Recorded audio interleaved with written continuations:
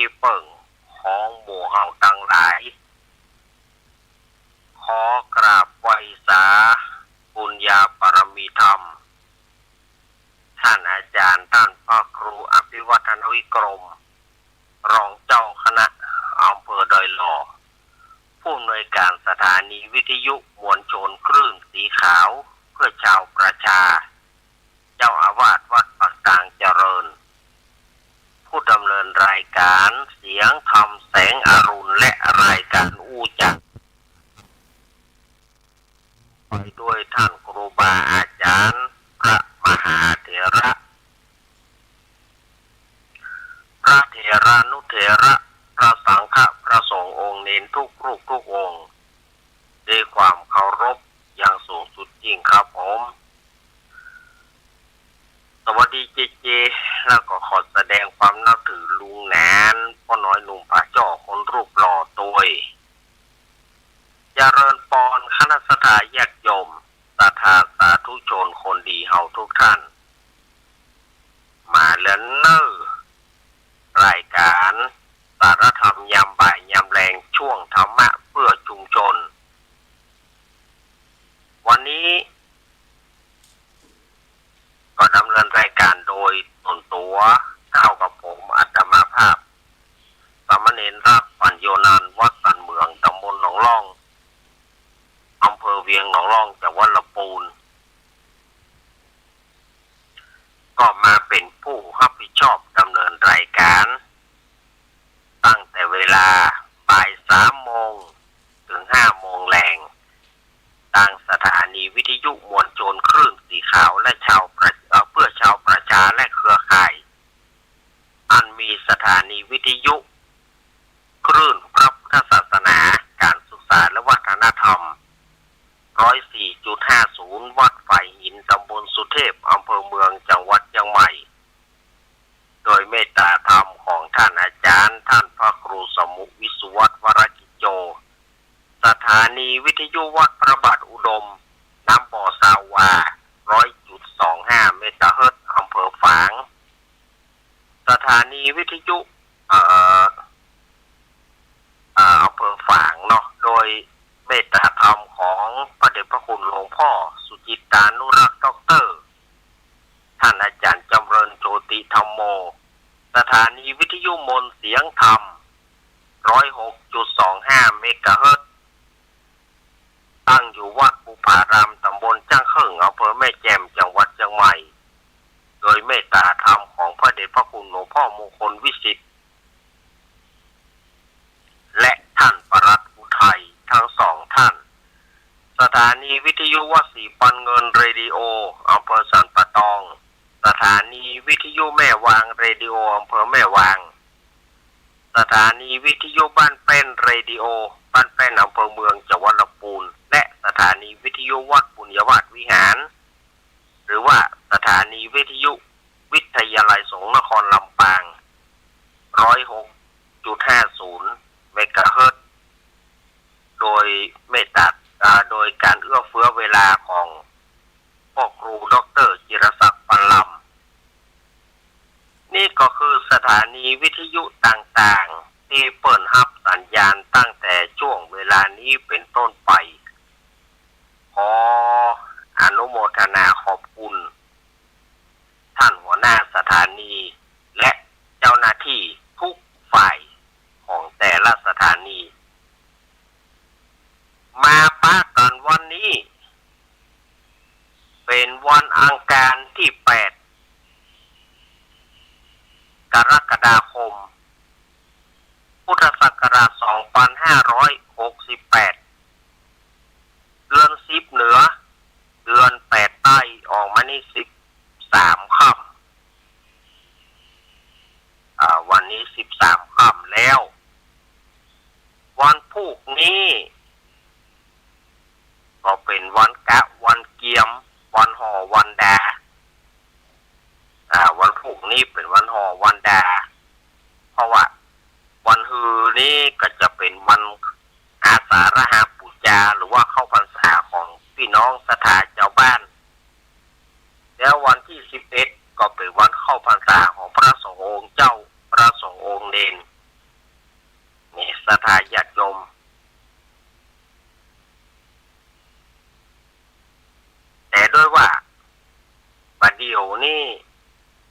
วันห่อวันดาเข้าภาษาห่อภาษามันบ่มีมนต์ขลังของมันเนาะมันบ่มีมนต์ขลังของมันตามตะกอนเนี่ยโอ้ม่วน วันนี้เนี่ยปะต้องปากันไปเซาะตองกันปากันไปเซาะปะเป้ากันเยี่ยมกันไว้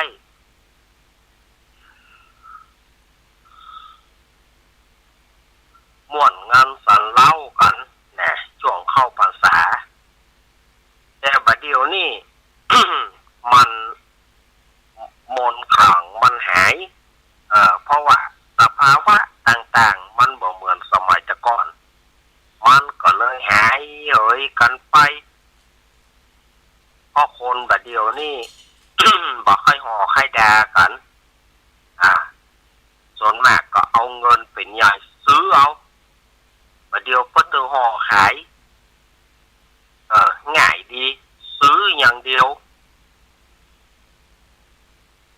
ต้องได้ไปห่อไปอย่างละมันก็เปลี่ยนวิถีชีวิตมันก็เปลี่ยนแต่ว่าความหลังของเก่าของโบราณเฮาก็ยังถือว่ามีอยู่ฉะนั้นก็รักษาขนบธรรมเนียมประเพณีอันดีงามเอาไว้พ่อง รักษาความอันดีงามเอาไว้พ่องจะไปให้มันสูญหายไปนอกมนต์ขลังของมันให้มันกลับมาอย่าพ่องนะแต่ประเดี๋ยวนี้มันก็สูญหายไปนักนะวันห่อวันดาเนี่ยมันก็จืดกระจางไปมันบ่เหมือนสมัยก่อนนะสถานญาติโยมเนาะกับเดี๋ยวเอาก็มาอู้กันนี่ทางเจ้าภาพงานศพของพ่อป๋าเนาะโชเฟอร์ขับรถของท่านอาจารย์ท่านพระครูอภิวัฒนวิกรมลูกหลานเพิ่นก็ฝากมาว่าสถานที่ไปร่วมในงานศพของพ่อป๋านั่นนะบางทีก็การต้อนรับขับสู้ก็อาจจะประทั่วถึงจะได้ก็ขอฝากขอบคุณศรัทธาญาติโยมที่ไปแล้วก็ขอบคุณพระคุณเจ้าพระคุณเจ้าทุกรูปทุกองค์ที่เปิ้นไปก็ฝากมาขอบคุณนี่นะเนี่ยอาตมาก็ได้ไปสักคำว่าช่วงนี้ก็อย่างว่านะศรัทธาญาติโยมสุขภาพร่างกายมันแย่นะพักหลังนี่สุขภาพร่างกายของอาตมานี่มันก็แย่มันก็ให้อยู่ในเกณฑ์ดีแล้วก็เลยช่วงนี้ก็ไม่ได้ไปทางใดเนาะแล้วก็เมื่อวันคืนวันอาทิตย์ที่ผ่านมาคืนวันอาทิตย์ก็ไม่ได้จัดสักกรรมเพราะว่าเจก็ไปอยู่แล้วก็ประกอบกับอาตมาก็ยังว่าไม่ค่อยสบายตัวมันก็เลยประดังประเดกันก็เลยไม่ได้จัดเนาะเอาไว้โอกาสหน้าเจหิวงานนี่เจก็หิวงานเจไปช่วยงานมณฑาทิพย์โดยอาตมาก็บ่สบายตัวเอาไว้ให้มันเข้าที่เข้าทางเนาะเจก็ไปช่วยศพป่าตัวอีกศพช่วยงานศพตัวช่วยงานมณฑาทิพย์ตัวก็เลยบ่ได้อยู่กันเนาะคนน่ะวันอาทิตย์หน้าค่อยว่ากันใหม่เนี่ยสถานญาติโยมสังขารร่างกายอันนี้จังทุกขังอนัตตามันบัดเที่ยงมันสักอย่างอันนี้จังดีเจมันคือช่วยงานมันคือจัดรายการนี้ดีเจจะรับขอมอยอีก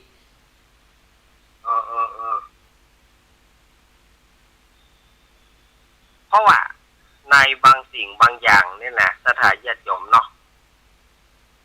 มันก็ล้วนแต่สิ่งที่มันบ่มั่นบ่เที่ยงมันบ่มั่นมันบ่เที่ยงความที่มันเป็นคว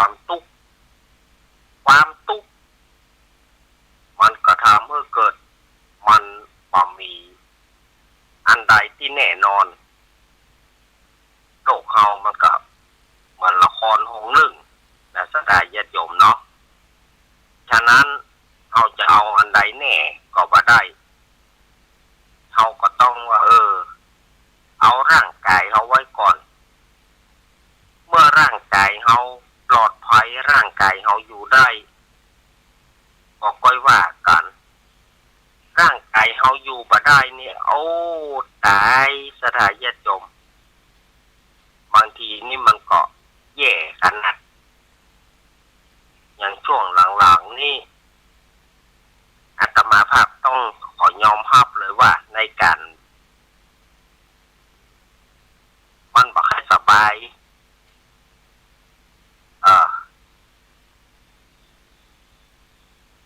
ถามว่าตอนนี้รอก็ปออู้ได้อยู่ก็ปอที่จะดำเนินรายการประคับประคองมันได้อยู่ ปัจจัยว่าปอไหวจนขนาดที่ขั้นล้มหมอนนอนเสือก็ปัจจัยแต่ว่าก็บอกให้มึงงานมันได้ขาดก็จัดไปแต่ถ้าว่ามันสุดไปเลยนี่อย่างช่วงแล้วไปนี่มันสุดไปเลยเมื่อมันสุดมันก็บ่ม่วนจะจัดรายการก็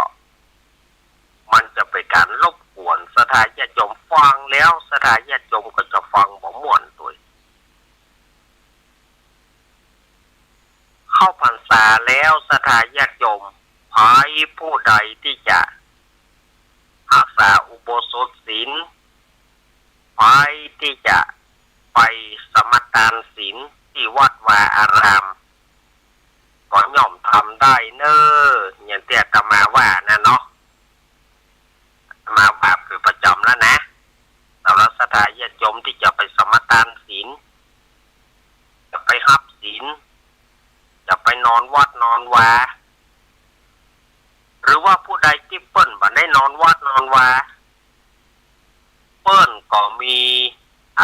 เรียกว่าหยังบัดเดียวเปิ้นก็มีขันแปลงใจไหลคือกันบ่ได้ไปนอนเปิ้นก็มีกันฮื้อสวดมนต์ใครจะไปสวดมนต์ถ้าเปิ้นมีโอกาสจะไปสวดมนต์โดยเปิ้นตึงวันก็ได้อาจจะไปสวดมนต์โดยพระคุณเจ้าตึงวันก็ได้หรือว่าจะไปเฉพาะวันพระก็ได้ไปสวดมนต์นั่งกรรมฐานนั่งสมาธิแล้วก็ปิกก็ได้ใครมีจิตศรัทธาจะนอนวัดนอนวาเพื่อนั่งกรรมฐานสมาธิพร้อมกับคนทั้งหลายอันนี้ก็ดีนะก็ถือว่าในช่วงเข้าพรรษาเนี่ย3 เดือนเอาก็จะได้อย่างปิกไปแถมนักหนาป้าป้าน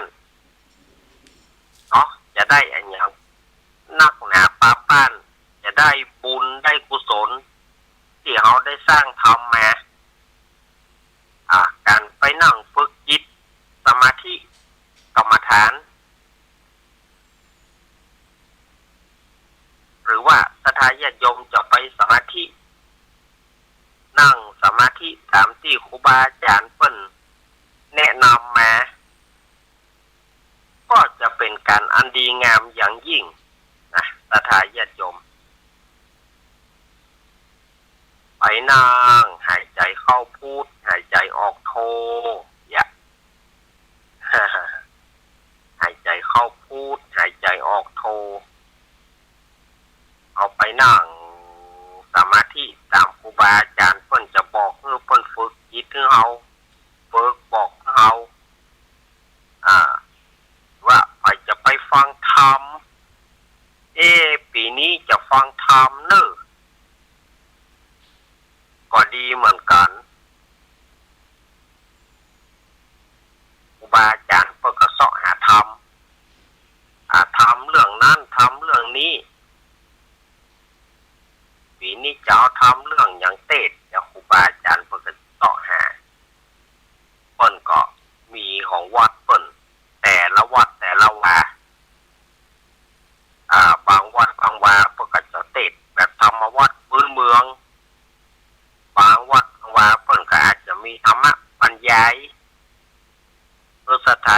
มเขาได้ฟังกันก็เขาก็ไปตามวัดตามวาที่เปิ้นจะเทศน์ให้ฟังกันเนาะน่าใจหายโรคภัยไข้เจ็บเนาะสถานญาติโยมโรคภัยไข้เจ็บต่างๆประเดี๋ยวนี้โรคโควิดก็ปีกมาแถมละนะโรคโควิดก็ปีกมาแถมละมันก็เหมือนที่อาตมาว่านะตราบใดที่สถานญาติโยมเฮาประมาทมันก็จะมาประเดี๋ยวนี้มันก็มาแต่ว่าคนเฮามันฮู้กันละถ้าเป็นเมื่อก่อนนี่ก็จะต้องถูกกักตัวแต่ประเดี๋ยวนี้ไปเป็นก็พักอยู่กับบ้านกับจองเอาแต่สมัยก่อนนี่มันจะกลัวกันแล้วหรอเป็นโควิดเฮ้ยต้องกักเนื้อกักตัวกันว่าเพื่อได้พบปะกันมันก็ปิกมาจริงๆตามที่อาตมาเคยอู้สถานญาติโยมว่าเมื่อใดเขาประมาทคิดว่ามันบ่มีเมื่อนั้นมันจะปิกคืนมามันก็เหมือนโรคหูดับโรคอย่างนั้นแหละมันก็ยอมปิกคืนมาถ้าตราบใดที่คนเขาตั้งอยู่ในความประมาทตั้งอยู่ในความเล่อตั้งอยู่ในความลาสาเมื่อใดลาสามันก็มาขอศรัทธาญาติโยมเฮาป้องกันเนื้อป้องกันตัวเอารู้สึกว่าปีนี้จะมีโรคภัยไข้เจ็บโรคที่มันมาธรรมชาติเนี่ยนะโรคที่มันมากับลมฟ้าอากาศนี่จะนักนะช่วงนี้รู้สึกว่ามันจะซ้อนกันไหมบอกว่าจะเป็นโควิดบอกว่าจะเป็นโรคหูดับบอกว่าจะเป็นไข้เลือดออกมันรู้สึกว่ามันจะมารวมกันหรือว่ามันจะมารวมกันฉะนั้นอาตมาก็ฝากไว้กับศรัทธาญาติโยมทั้งหลายว่าทุกอย่างโรคภัยไข้เจ็บประเดี๋ยวมันมากับธรรมชาติมันมากับอากาศมันมากับตนตัวเฮาก็ต้องรักษาไปรักษามันศรัทธาญาติโยมเนาะรักษาไปรักษามันมันกินยาไปมันกินน้ำร้อนไปโรคภัยไข้เจ็บมันก็จะทุเลาเบาบางโดยกินยาตามหมอสั่งประเดี๋ยวน่ากลัวนะศรัทธาญาติโยมเกี่ยวกับโรคภัยไข้เจ็บมันมีหั่นมดมันไม่ใช่มีโรคเดียวประเดี๋ยวนี้อย่างที่อาตมาว่าไปประจำโรคกับโรค โรคภัยโรคกับโรคเนี่ยมันมาด้วยกันถ้าเอาประมาทแค่อย่างหนึ่งคือความโลภครอบงำจิตใจก็ยุ่งคือโรคเข้ามาในตัวเฮาก็ยุ่งโรคภัยต่างๆเป็นแล้วนานหายถ้ามันเป็นแล้วมันมาหายง่ายๆแถมเหมาะนะศรัทธาญาติโยมว่าอย่างถึงขนาดนั้นโรคภัยไข้เจ็บต่างๆนี่นะ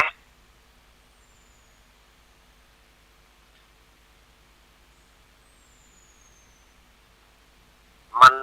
มาจ้างจะว่าเขาเฮ้ย ถ้ามันได้เป็นแล้วนานหายมันมาหายง่ายๆละ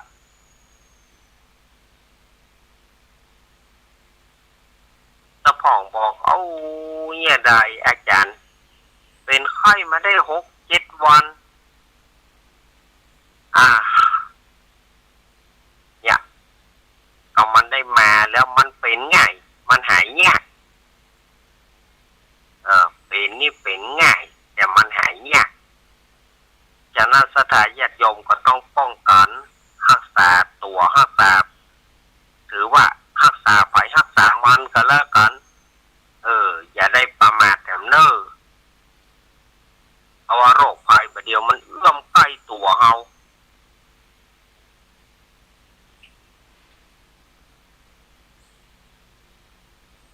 โรคภัยไข้เจ็บต่างๆมันใกล้ตัวเฮาในช่วงพรรษานี่ก็ขอให้สถานญาติโยมเฮาหายอย่าได้เจ็บอย่าได้เป็นอย่างกันแล้วกันเนาะด้วยความเป็นห่วงเป็นใยจากรายการสารธรรมยามบ่ายยามแรงช่วงธรรมะเพื่อชุมชนเฮาเนี่ยโดยอาตมาภาพนะ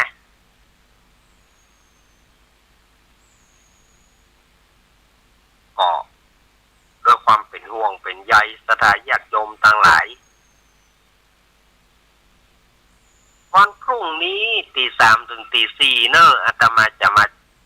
จัดรายการเนาะวันพรุ่งนี้วันวันพุธตี 3 ถึงตี 4อาตมาก็จะได้มาจัดคงจะแทนท่านอาจารย์ธนอัตน่าจะแทนท่านอาจารย์ธนอัตรัตนสิริวันพุธนี้ท่านออสได้เข้าตี 4ไปถึงตี 5ครับ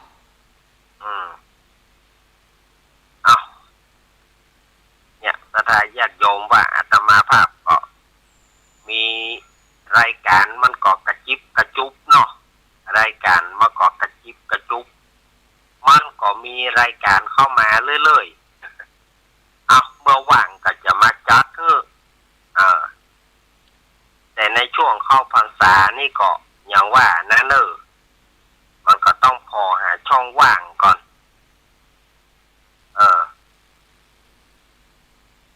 แต่ว่าก็ต้องจัดอยู่นะสถานญาติโยมจะเป็นอย่างไร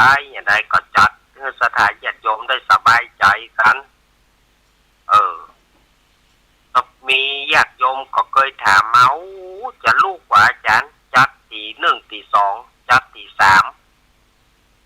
ก็เนี่ยได้มันก็จำเป็นต้องลูกมานะคะถ้าว่าเขาจะจัดตี 3 ตี 2เขาก็ต้องลูกละ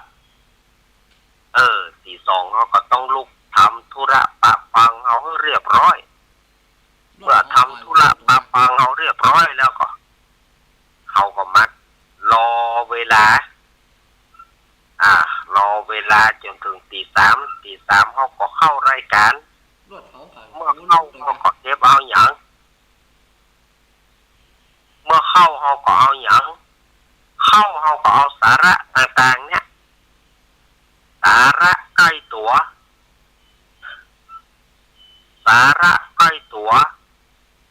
สิ่งใกล้ตัวเขาก็เอามาเล่าสถานญาติโยมทั้งหลายได้ฟังกันอย่างอีเนอ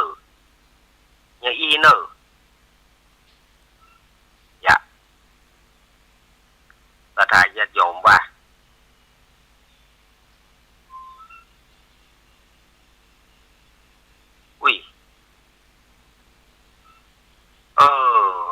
กระแสไฟตกเนอะสถานญาติโยมต้องเพนะที่วัดอาตมานี่นะกระแสไฟมันตกระวังเนอะปิดแอร์เห็นเนอะไฟตกไฟมันอยู่ๆมันกระตกมันกระแสไฟมันเป็นในยามโมอยู่มันก็วาบเวบวังเนอะพอตกอีกขออยากปิดแอร์เพราะว่าก็เมื่อกระแสไฟมันตกแล้วมันเวลาที่มันเข้ามาเนี่ยมันกระชากเนาะมันเข้ามาเวลาที่มันวาบมันจะกระชากทำให้แอร์เราเนี่ยเสียได้ง่ายนะสามารถปิดก่อน อยู่มันก็ไปว่าเอาเมื่อมันว่าก็อันตรายอ่ะ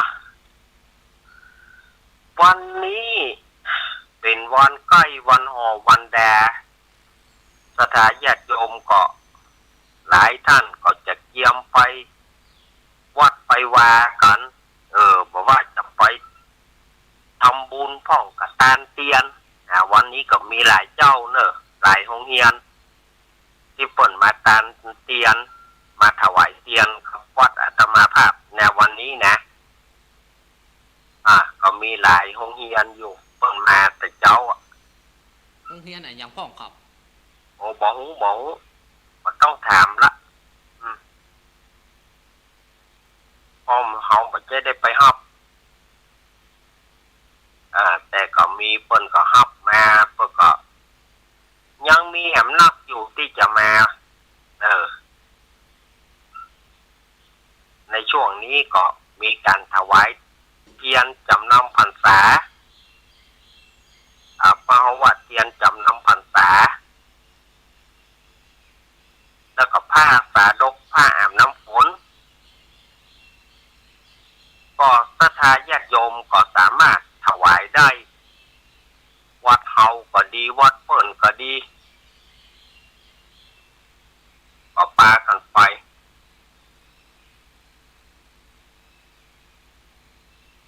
แต่ส่วนมากนี่อาตมาว่าถ้าเขาไปช่วยเปิ้นที่ธุรกันดารก็สม่วนเนาะเอาไปที่เปิ้นธุรกันดารที่เปิ้นบ่มีไฟบ่มีอย่างก็เขาก็ไปอินดูเปิ้นนะเขาบางวัดบางวาบ่มีอันไฟฟ้าเข้าเนี่ยเอาไปถวายเทียนเขาก็ได้รู้ว่าวัดเปิ้นขาดแคลนในหยัง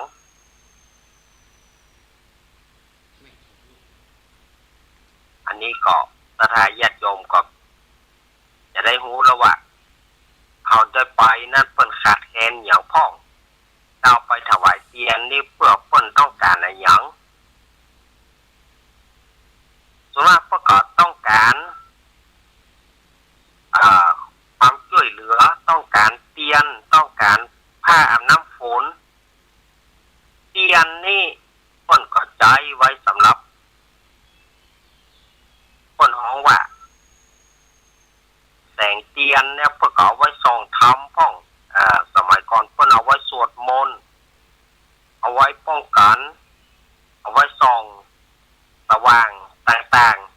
ๆจะเข็บแมงป่องงูเงี้ยวเขี้ยวคอก็ดี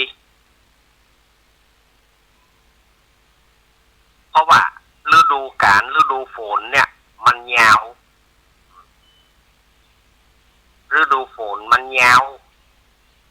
ฤดูฝนเนี่ยมันไปถึงพุ่นนะตุลา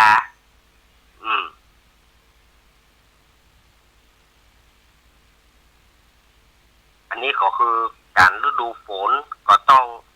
ประสงค์องค์เจ้าที่เปิ้นจำพรรษาอยู่ที่วัดที่เปิ้นธุรกันดารเปิ้นก็จะได้ใจเอาเทียนนั่นนะเอาไว้ส่องสว่างเอาไว้เวลาที่ไหว้พระสวดมนต์การว่าพระอ่านก็เปิ้นบ่ได้ไหว้พระสวดมนต์เปิ้นก็จะเอาไว้ใจส่องตางส่องแมงต่างๆที่มันมีพิษมีอย่างจะเข็บแมงป่องงูก็ดีอย่างก็ดีเนี่ยพวกเขาไว้ส่องมันใจได้หลายอย่างภายหลังมาก็มีการถามว่าท่านอาจารย์ถ้าเราจะเอาเป็นไฟฟ้าอีหรอเป็นหลอดไฟฟ้าได้ก็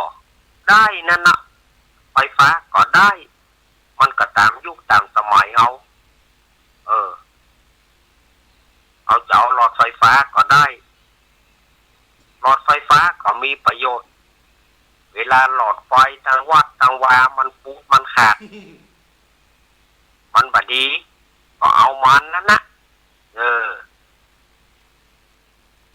หลอดไฟฟ้ามันบ่ดีก็เอามันนั่นนะ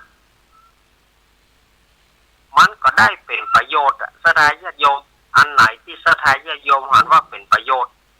หลอดไปสอดประหลัดให้มันมาได้ก็ทำไปเถอะทำไปเถอะอันไหนที่มันจะเป็นประโยชน์นักกับศรัทธาญาติโยมเรื่องการถวายเทียนบ่มีอย่างจนได้จนเป็นเฮาก็ถวายหลอดไฟได้แต่ที่เปิ้นธุรกันดารที่เป็นธุรกันดารที่มันบ่มีไฟฟ้าอันนี้ก็จำเป็นต้องถวายเทียนนั่นนะเพราะว่าบางที่บางแห่งเปิ้นบ่มีไฟฟ้าเขาจะถวายหลอดไฟก็บ่ใช่ที่ก็ต้องอาศัยเทียนนั่นนะเขาก็ดูสถานการณ์ดูอย่างเรียกว่าดูสถานการณ์ไปถ้าเขาไปที่ไหนเขาก็ไปดูบ้านเปิ้นขาดแคลนอันใดแต่ก็แสงสว่างบางคนก็ถามว่าถ้าเอาตาลเตียนไปแล้วจะได้อันนี้ส่งก็อาจารย์ได้แน่นอนการถวายเตียนหรือว่าถวายหลอดไฟอย่างกระจ่างเขาเกิดมาก็จะได้มีปัญญาสว่างสวัยมีปัญญาแจ้งมีหูก็แจ้งมีตาก็แจ้งอันนี้ส่งของเขาจะได้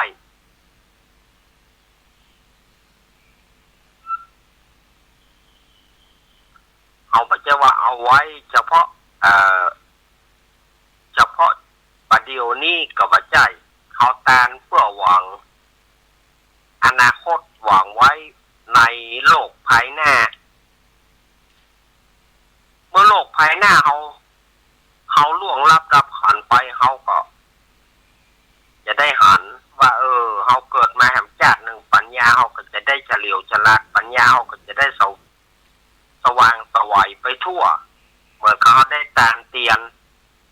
ได้ถวายหลอดไฟปัญญาจะแจ้ง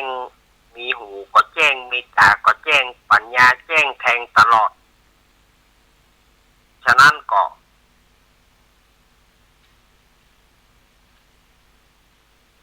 เชิญชวนคณะสัตยาญาติโยมท่านจะไปถวายเทียนที่ไหนก็อนุโมทนาบุญโดย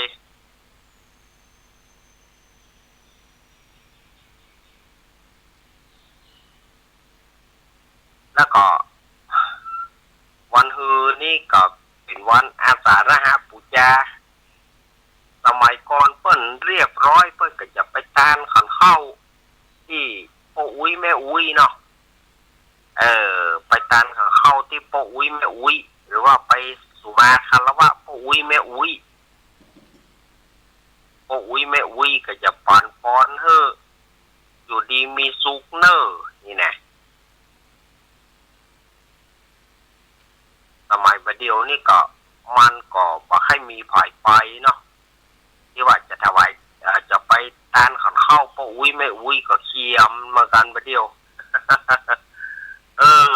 บ่ให้มีเหมือนกันนะ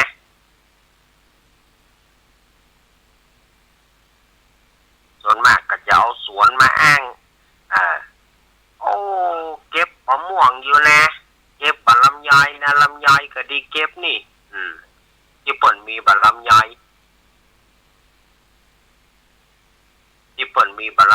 ก็บอกว่ากำลังเก็บอยู่ลำไยปีนี้บ่ได้ไปหาคนเฒ่าคนแก่ปีนี้มะม่วงมันถูกถ้าบ่มีปัจจัยจะไปหาคนเฒ่าคนแก่บ่มีปัจจัยจะไปหาก็ขอเพียงอย่างก็ได้ไปหาเปิ้นไปสู่มาการวะเปิ้นบ่ใช่ว่าอีน้อยนี่มึงเอาปัจจัยมา100ปัจจัยมาปันเพิ่นถึงบอกว่าคนเฒ่าคนแก่เนาะจะได้เพิ่นก็บอกว่ากันทำตามจารีตหีดหอยบ่ให้มันเสียบ่ให้มันเสียประเพณีไปไหว้ไปสาบ ได้สถาญาติโยมบ่ต้องไปอย่างนั่งแหนเนาะตะผ่องปีนี้บ่ลำไยก็บ่แปลงบ่ม่วงก็บ่แปลงห้องโคตรคือบ่ม่วงใส่สารมาเท่าใดก็หน่วยมาก็ถูกเอาไปโตดปะเนี่ยเหมาะสะพองฟอนขวางเนี่ยเห็นเตี้ยตมาว่านะฟอนขวางแล้วไปปลูกลำไยแหมบ่เมินบ่นานบ่ลำไยบ่ดีฟอนบ่ลำไยปลูกบ่ม่วงน่ะเปื่อเลี้ยวเปื่อยา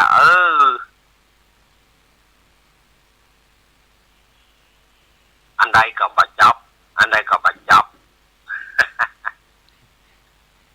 แต่เนี่ยใดมันสถาญาติโยมมันเป็นกลไกของตลาดมันบ่ใช่กลไกที่ไผจะกึดจะสร้างขึ้นมาปลูกส้มได้ปะก็มันถ้าพื้นที่มันได้มันก็ได้ปลูกส้มเนี่ยถ้าพื้นที่มันได้มันก็ได้เนี่ยแกบางท่านบางคนบอกไปโตดไปโตดพืชของตัวเก่าไปโตดต้นบะม่วงโตดต้นบะลำไยของตัวเก่าหาว่ามันบะดีมันก็บะใจดีเพราะว่า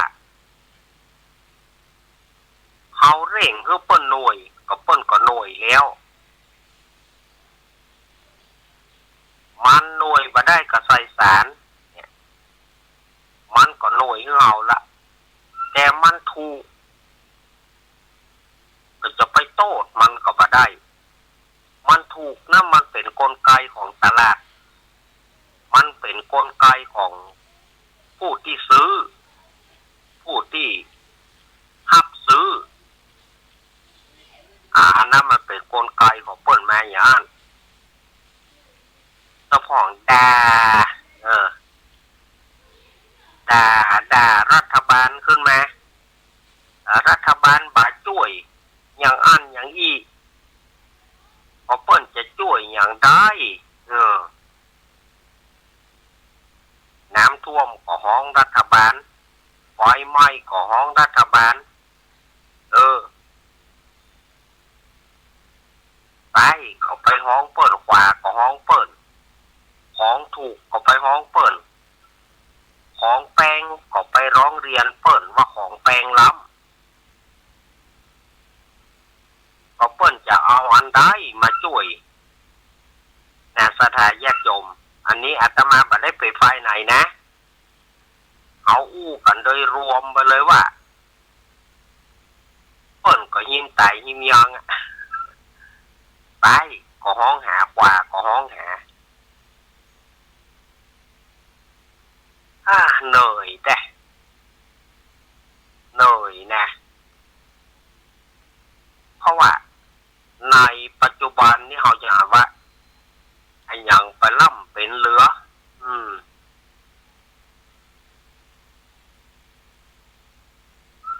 แต่มันต้องสู้ของอุตสาหกรรมมาได้นะสถาญาติโยมเราจะอู้ไปของอุตสาหกรรมเนี่ยมันตึงแปลงมันเทียบกับของที่เขาปลูกเขาฝังเนี่ยมันจะสู้กันมาได้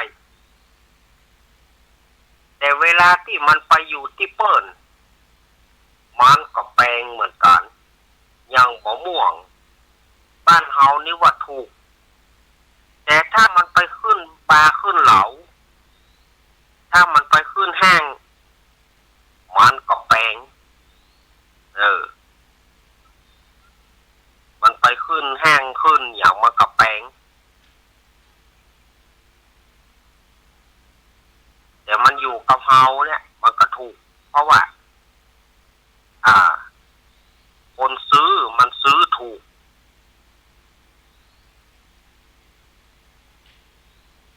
มะม่วงกิโลบาทสถาญาติโยมว่าปีนี้ปีหนึ่ง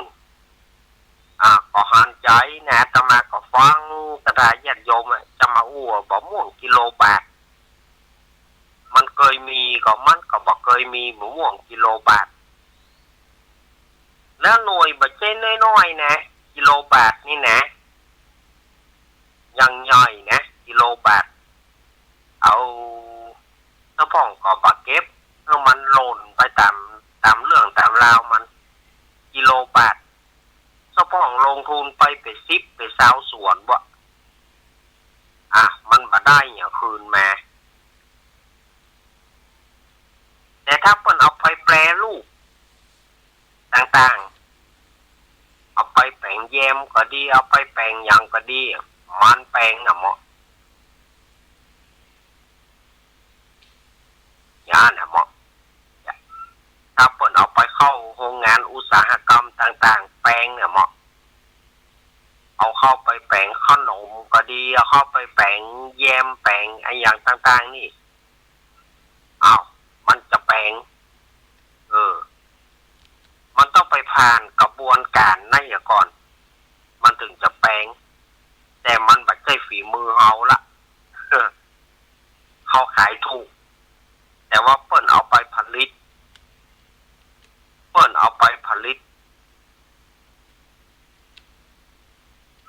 เป็นแถมอย่างหนึ่งมันจะแปลงกลไกของโลกเราเนี่ยมันทุกอย่างเนาะประเดี๋ยวนี้เลี้ยงหยังตัดสิ่งหิ่งห้อยอันใดก็ถูกแต่ว่าราคามันก็ยังว่าถือว่าแพงอยู่เจ้านาก็เดือดเข้าถูกแต่บ้านเฮาก็เดือดเข้าแพง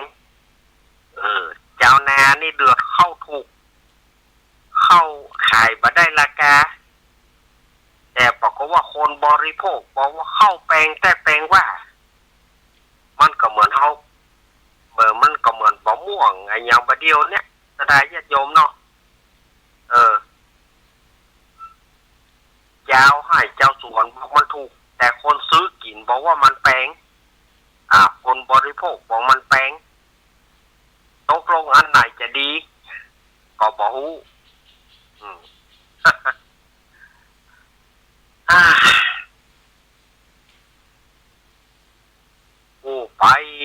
ไปมันก็เครียดกันไปบ่ได้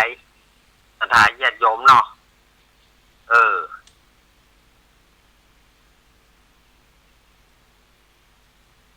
อันใดมันก็ถ้าเอาเรื่องอย่างอี้มามันก็ถึงเป็นอย่างเงี้ยแล้วก็เครียดกันไปอย่างบ่ได้แล้วเราจะทำอย่างไรให้มันดีทำในสิ่งที่มันดีสถานญาติโยมฟังน้ำฟังธรรมกันดีกว่าฟังน้ำฟังธรรมไปชำระจิตใจที่มันขุ่นมัวจิตใจที่มันเศร้าหมองฟังธรรมในช่วงพรรษานี่สถานญาติโยมก็ได้มีโอกาสชำระจิตใจชำระศีลเราก็จะมีโอกาสได้ชำระจิตใจของเราเหมือนกับเราอาบน้ำมาฟังธรรมเนี่ยเพิ่นว่าอาบน้ำฟังธรรมคำว่าอาบน้ำฟังธรรมเนี่ยก็คือว่าเราจะได้ชำระจิตใจเรามาเหมือนกับเราอาบน้ำมาได้ฟังน้ำฟังธรรมกู้วันศีลถ้ามีโอกาสในช่วง13วันพระ13วันศีลเนี่ยได้มาฟังธรรมกันได้ไหว้พระสมทานศีลได้ฟังธรรม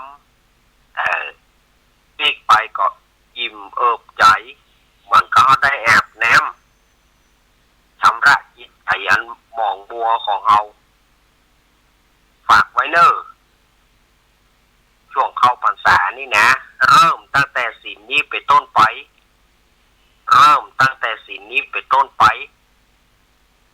วันฮือนี่วันฮือนี่เป็นวันอาสาฬหบูชาเป็นวันศีลแรกของการเข้าพรรษาปฐมเรียกว่าปฐมศีลปฐม จนไปถึงสุดท้ายท้ายสุดปุ่นน่ะสุดท้ายสุดก็จะได้ฟังน้ำฟังธรรมกันไป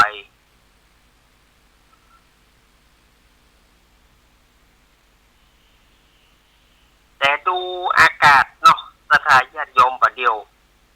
อากาศก็ยังร้อนตามกุปีฝนจะมาละแต่ปีนี้นี่ก็บอกว่ามันยิ่งหยังมันมืดประได้มืดแล้วมันก็บาตกจะบอกว่ามันไปตกทางใดมันมืดนี่มืดกะมืดถึงวานนะ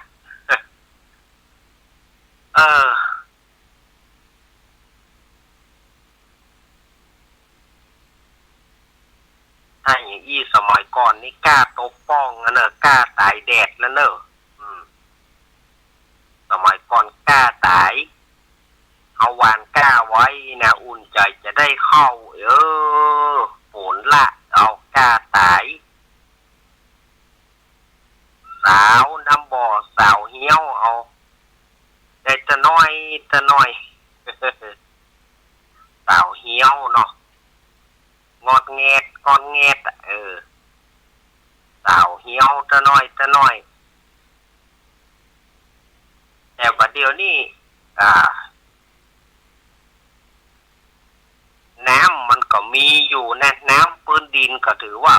ยังปะเขียมตอนที่เปิ้นปลูกข้าวเปิ้นก็เอาน้ำอาศัยน้ำสมุทรอาศัยน้ำพลังเข้าใส่มันก็พอจะเดือดร้อนเหมือนสมัยก่อน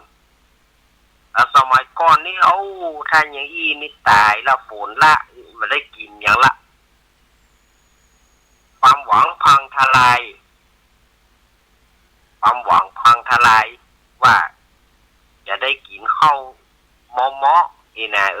ฝนมาละอีเหี้ยนี่มันได้กินละแต่บัดเดียวที่เปิ้นปลูกโดยเปิ้นมีน้ำพลังมีหยังเปิ้นก็สามารถเอาน้ำใส่ได้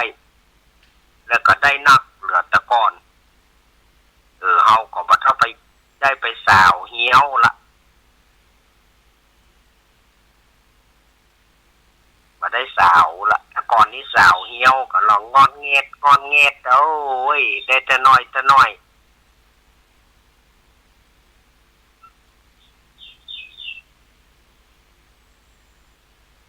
่มันถึงเวลามันก็จะมานะสถาญาติโยม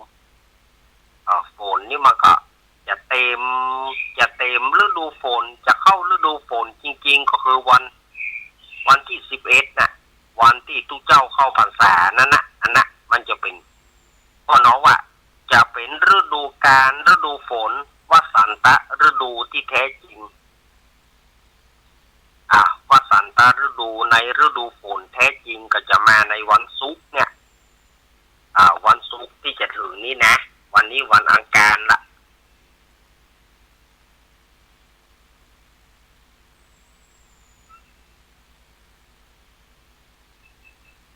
เอาละสถาญาติโยม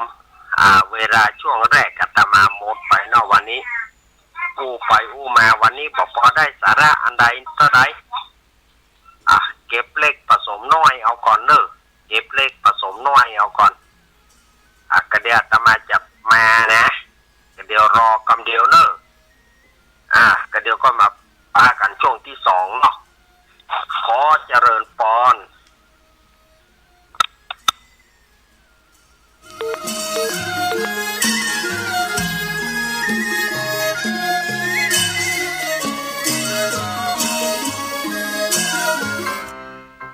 น้องๆหน้าหนาวนี้ไปแอวเหนือเฮาพักที่นี่บ่รีสอร์ทนี้ดีขนาดมีเครื่องทำน้ำอุ่นระบบแก๊สเอาไว้ให้พร้อมแต่ก็ต้องระวังเนอะเครื่องทำน้ำอุ่นระบบแก๊สมีคนตายมาหลายรายแล้วจะอั้นเลยกะอ้ายก็นึกภาพเอากะเปิดเครื่องทำน้ำอุ่นระบบแก๊สในห้องน้ำถ้าบ่มีพัดลมดูดอากาศการหมุนเวียนของออกซิเจนมันจะดีได้จะใดในเมื่อการเผาไหม้บ่สมบูรณ์ก่อเกิดการสะสมแก๊สคาร์บอนมอนอกไซด์สูดดมเข้าไปมันจะไปจับกับเม็ดเลือดแดงและทำให้เม็ดเลือดแดงจับกับออกซิเจนได้น้อยลงเมื่อออกซิเจนเข้าบ่ถึงปอดก็จะย่าให้คลื่นไส้เมาหัวหายใจยาก จนถึงขั้นเป็นลมแล้วก็ตายได้โดยเฉพาะคนที่มีโรคประจำตัวเช่นโรคหัวใจโรคเลือดจางหอบหืดถุงลมโป่งพองโรคความดันโลหิตสูงซึ่งจะมีโอกาสสูงกว่าคนอื่นน่ากลัวขนาดเนาะมันก็บ่ถึงขนาดนั้นถ้าหาหูวิธีคือถ้าอาบน้ำด้วยเครื่องทำน้ำอุ่นระบบแก๊สบอดี้อาบเกิน10 นาทีจะต้องเปิดพัดลมระบายอากาศหรือให้อากาศถ่ายเทได้ดีอันนี้ก็จะช่วยได้นักถ้าหมู่เฮาแค่หูข้อมูลเพิ่มเติมโทรสอบถามได้ที่กลุ่มสื่อสารความเสี่ยงและพัฒนาพฤติกรรมสุขภาพสำนักงานป้องกันควบคุมโรคที่1เชียงใหม่053-140-774-6หรือสายด่วน1422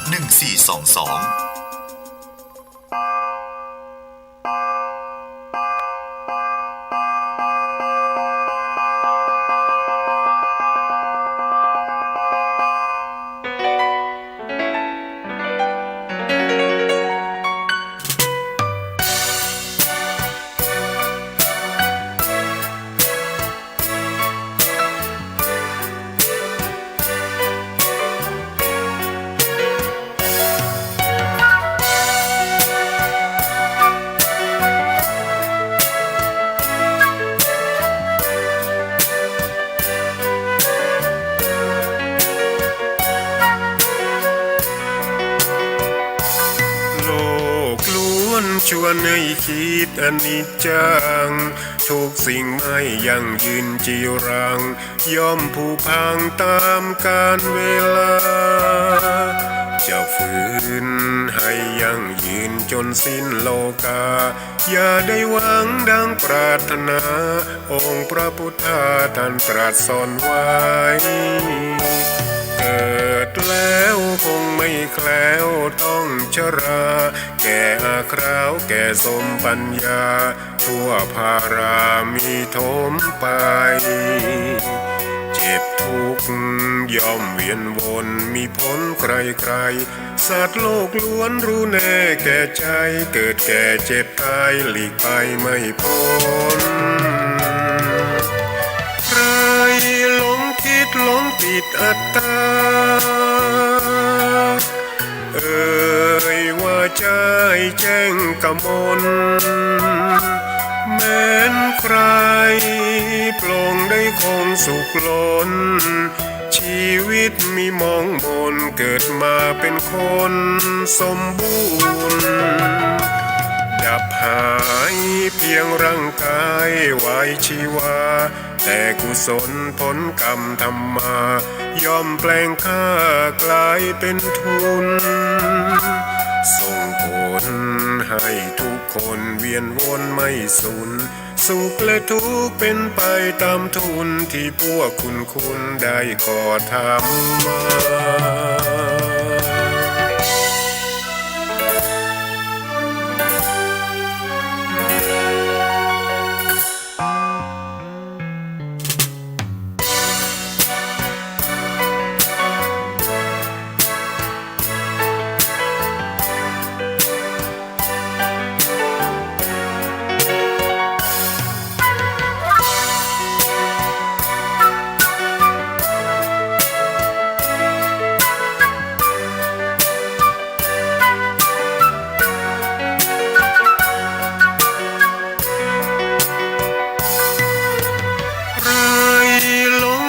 หลงติดอัตตาว่าใจแจ้งกมลแม้นใครปลงได้คงสุขล้นชีวิตมีมองมนเกิดมาเป็นคนสมบูรณ์ดับหายเพียงร่างกายไว้ชีวาแต่กุศลผลกรรมทำมาย่อมแปลงค่ากลายเป็นทุนส่งผลให้ทุกคนเวียนวนไม่สูญสุขและทุกข์เป็นไปตามทุนที่พวกคุณได้ก่อทำมา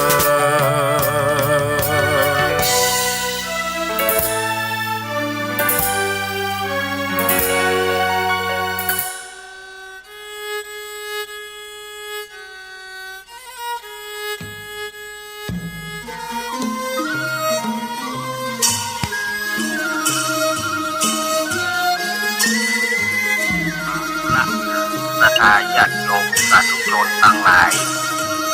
ก็มาถึงช่วงที่2ของรายการสารธรรมยามบ่ายยามแลงช่วงธรรมะเพื่อชุมชนก็มาปะศรัทธาญาติโยมแถมช่วงหนึ่งเป็นชั่วโมงที่2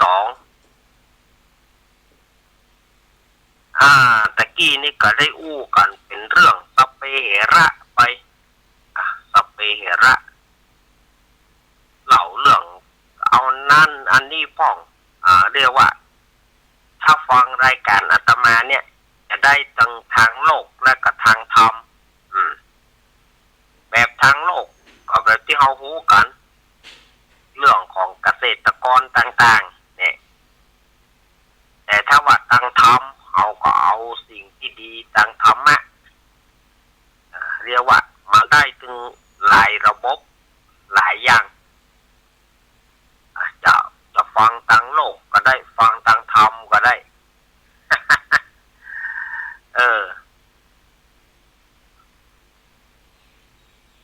ทางธรรมก็ฟังควรเอา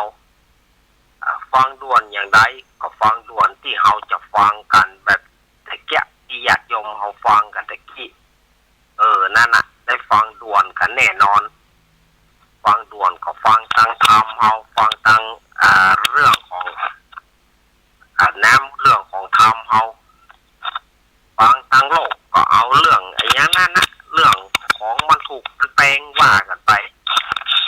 ของต่างๆก็ว่ากันไปรับรองว่าฟังแล้วมันเหมาะเอาเหมาะมองม่วนเนี่ยเอาไปได้เอาเรื่องอย่างที่มันนักหัวสถาญาติโยมเนาะเอาไปได้เอานักหัวขึ้นมาถ้าเอานักหัวเข้ามาก็โอ้สถาญาติโยมก็จะโอ้ยบ่ไหวท่านอาจารย์เอ๋ยท่านอาจารย์เอาอย่างมาอู้ทั้งเหลือนักหัวปะท่อ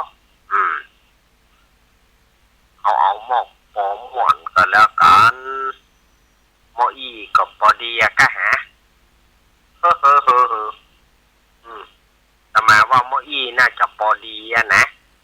เอาแบบเรื่องที่มันบะเครียดบะหยังนั่นนะเอาเรื่องที่มันเครียดก็บ่ม่วนแต่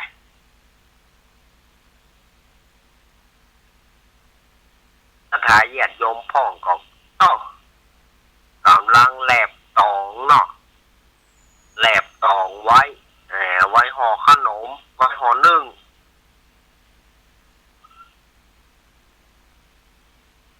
ไว้ทอดวันพุกก็จะเกียมห่อเกียมดากันของก็ซื้อเอาท่านอาจารย์เฮ้ยบ่ห่อละ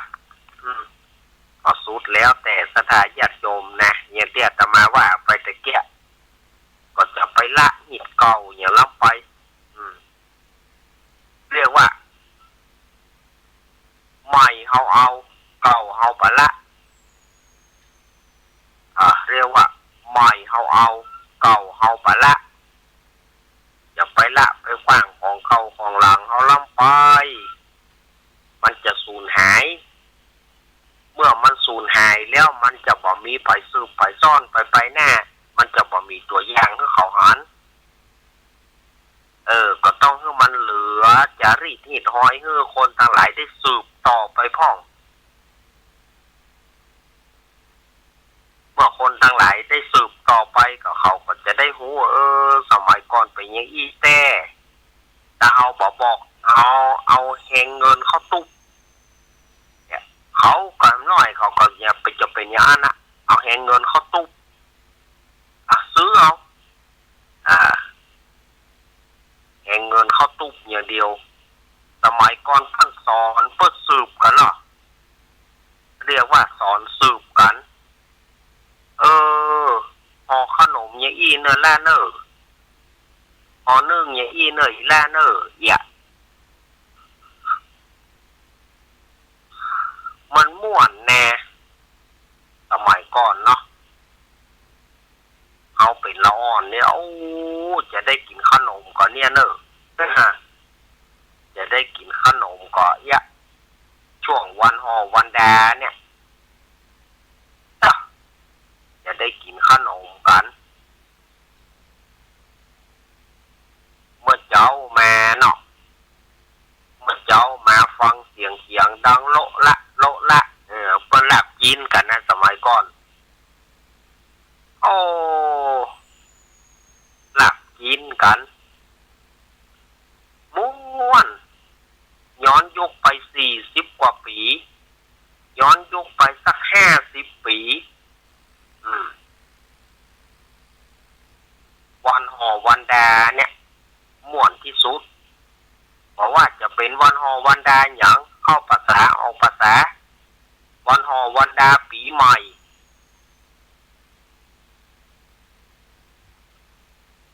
เป่าขี่รถทีเปีย เป่าขี่รถทีเปียมาเหี่ยวเอาไอ้เมาส์ออร์แกนมาตัวเมาส์ออร์แกนหรือว่ามันห้องหัวลีเป่านะไผ่จ้างเป่าไปโอ้ขี่รถทีบมาเหี่ยวหาสาวตาเฮือนเลื่อมมาละเจ็ดถูเฮือนเลื่อมไว้ไผ่มาเหี่ยวมาแหวงมาเหี่ยวข้าวหนมบะซุกเต้อเนยนะเนาะม่วนแน่มาเหี่ยวถ้ากินขนมกันม่วนแต่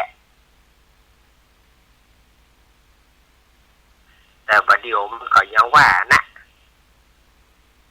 เปล่าก็ไม่ได้อยู่กับบ้านเปล่าก็ไม่ได้อยู่กับบ้านเปล่าก็ไปเฮียนที่อื่นเปล่าก็ไปเฮียนที่อื่นไปอยู่ในหัวในเวียงกันสมัยก่อนมันอยู่กับฮะนะอยู่กับบ้านเฮาฮะนะเปิ่นสืบกันหรอสืบกันมาพอเนอแม่จะห่อขนมอันนี้แน่มึงจำไว้เนอใช่แม่เท่ามาบะลูกแล้วก็มึงต่อยแม่เนออย่ามันสืบกันรู้แม่สืบกันมันม่วนดีแน่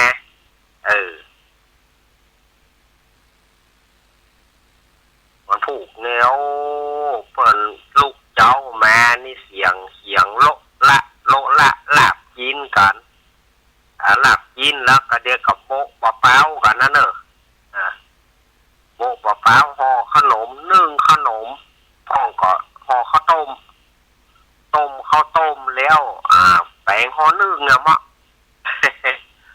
ห่อนึ่งสมัยมาเดียวมันไม่ค่อยมีแต่ห่อนึ่งแป้งนะมันมีก็ห่อนึ่งแกะห่อนึ่งซื้อกาดเอา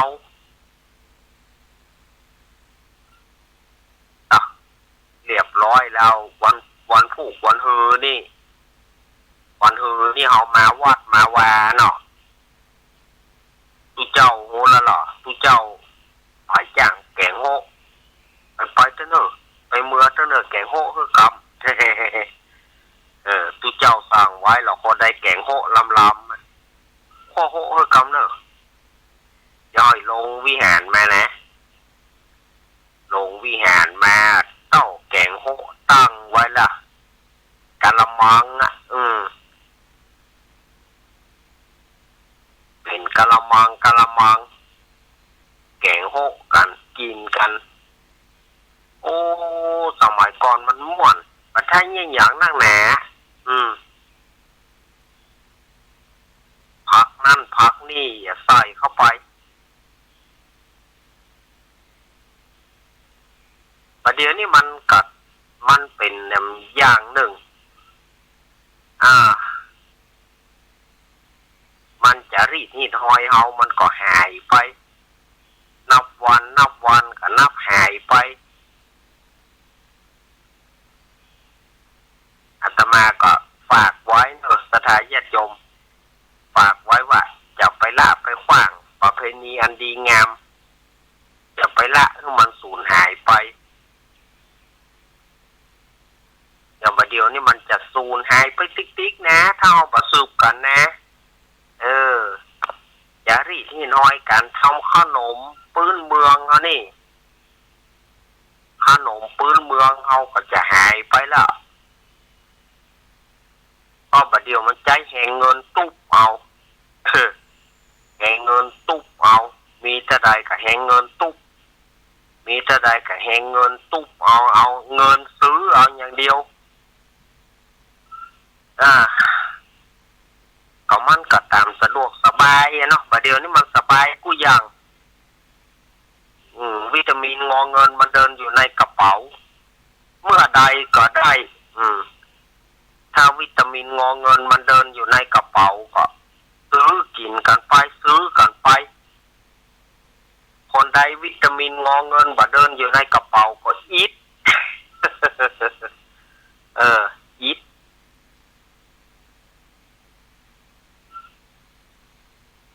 อิดขนาด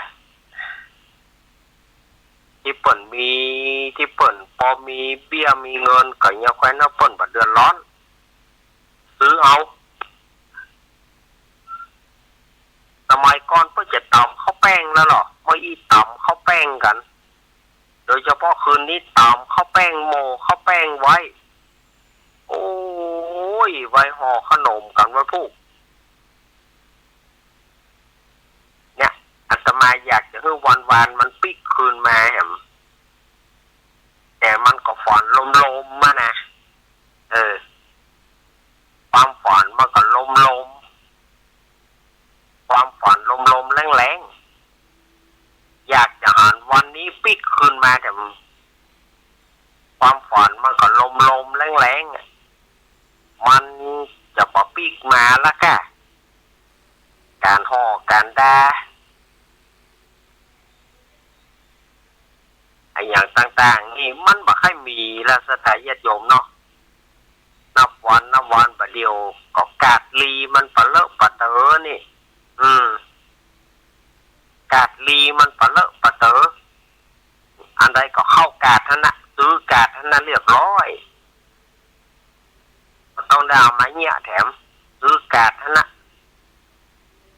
บัดเดียวแม้แต่หมากแต่ปูบ่ได้ก็ยังได้ซื้อเอาสถานญาติโยมเนาะหมากคอปูนี่นะสมัยก่อนเปิ้นแปลงว่าหอหมากหอปูโอ้คนเฒ่าคนแก่เปิ้นแต่หอหมากหอปูแปลงสวย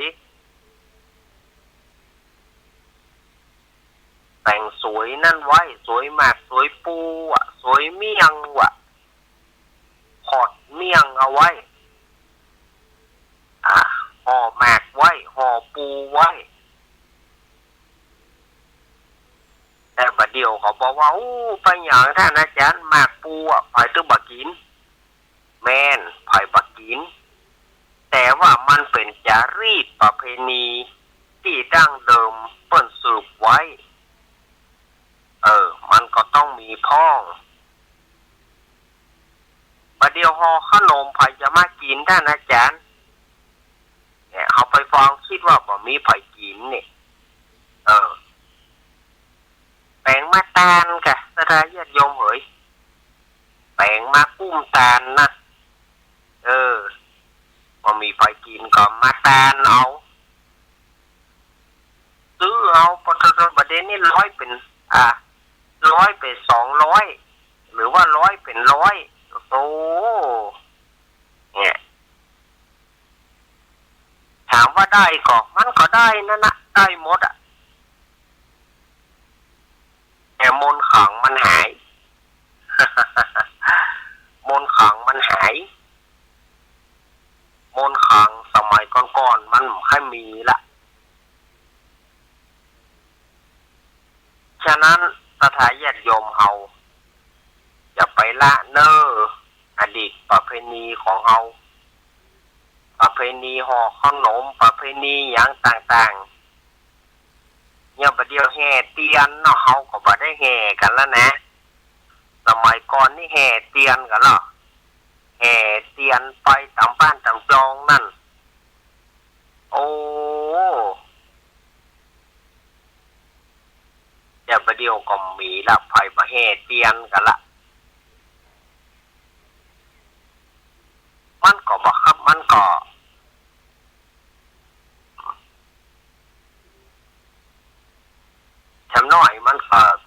อย่างใดมันก็จะเป็นว่างเปล่าเข้าภาษาก็ยังอ่านนะแต่ก่อนนี่เข้าพรรษาออกภาษาปีใหม่โอ้เปิ้นมีตามฤดูกาลของเปิ้นม่วนแน่มันม่วนจะได้มันม่วนบอกบ่ถูกมันม่วนของมันโดยเฉพาะเนี่ยมันบอกบ่ถูกแต่ณปัจจุบันนี่โอ้มันก็หายเหยไปนักแน่ใจหายเนาะแน่ใจหายฝากไว้กับศรัทธาญาติโยมไม่เฮาก็เอาไม่เฮาก็เอาเก่าเฮาบ่ละอย่าไปละอดีตอย่าไปละของเก่าเฮาสืบต่อกันไปพ่องสืบต่อกันไปอย่างน้อยมันจะสูญหายไปหมดละจารีตประเพณีมันจะสูญหายประเด็นนี้สูญหายแทบบ่เหลืออย่างละ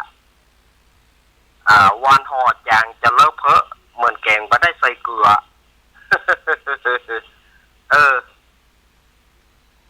ประเดี๋ยวนะวันห่อวันดาแกงอย่างแกงบ่ได้ใส่เกลือมันมามีอย่างนี่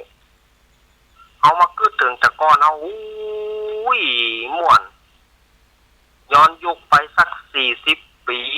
กว่า50 ปีมันม่วนมันงานลู่เข้าภาษาออกภาษานี่เข้าภาษาของม่วนออกภาษาของม่วนแห่เตียนกันเพิ่นมีการห่อข้าวต้มขนมกันมันจะม่วนก็ห่อข้าวต้มขนมเนี่ยช่วยกันเป็นบ้านช่วยกันเรียบร้อยแล้วก็เอามาเอียงฝีมือกันแหน่เอามาคนเฒ่าพ่อใจนี่ก็ให้อวดให้อวดอย่างก็ให้อวดขนมให้อวดคนขนมคนเฒ่าไม่หญิงให้อวดแม่บ้านเนี่ยแกนี่ห่อขนมนะลำบะลำฮูเนอร์นี่อันนั้นก็นั่นน่ะคนแก่น่ะห่อขนมอย่างได้วะนะหวานประหวานจิ้มพอล้อเนี่ยเอามาขนมจิ้มกับลูกจริงขนมวันเดียวกันนั่นน่ะไปพ่อบ้านก็ให้อวดแม่บ้านพ่อแกอวดฝีมือคนเฒ่าไม่หญิงของหยานี่จะหวานไปแค่ฮะของหยาแกนี่เขาจะ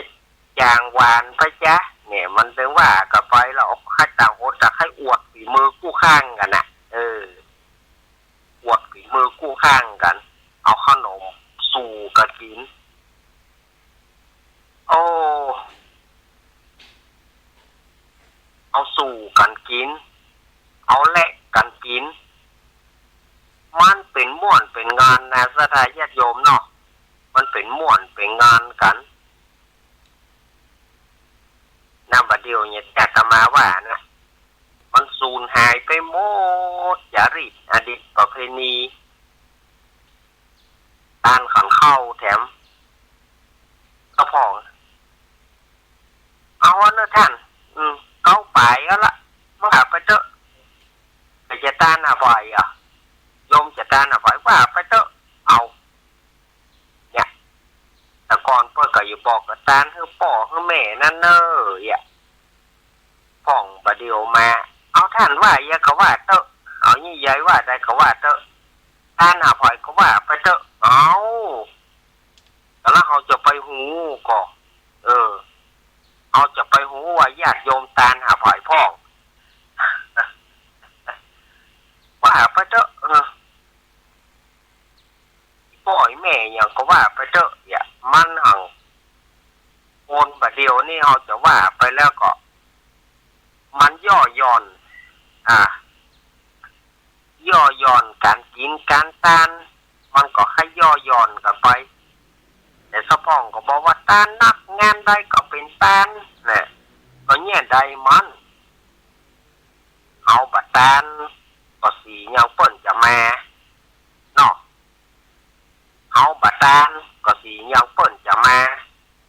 ลาวันศีลวันธรรมก็เปิ้นตานกับโลโลก็เฮาบัดตานก็เปิ้นเกิดเปิ้นมาท่าของกินของตานก็จะบ่ได้หยังแก่กึดอย่างใดก็ว่าดีนะสถาญาติโยมจะว่าบัดตานนะบอกนักแต่นักว่าก็เฮาเรามันนึกใจอย่างฝ่ายนึงว่าเวลาที่เฮาบัดตานก็เกิดเปิ้นมานั่งท่ากองงอกหอยเกี่ยวก็ไปแล้วเนาะหอยคำก็ไปแล้วเนาะเนี่ยลูกเฮาไม่ไหนหลานเฮาไม่ไหนมันป้อมตานเนี่ยมันก็อย่ามากินแหนงแข้งจ่อยกันนะว่าแกว่าใหญ่ฮะ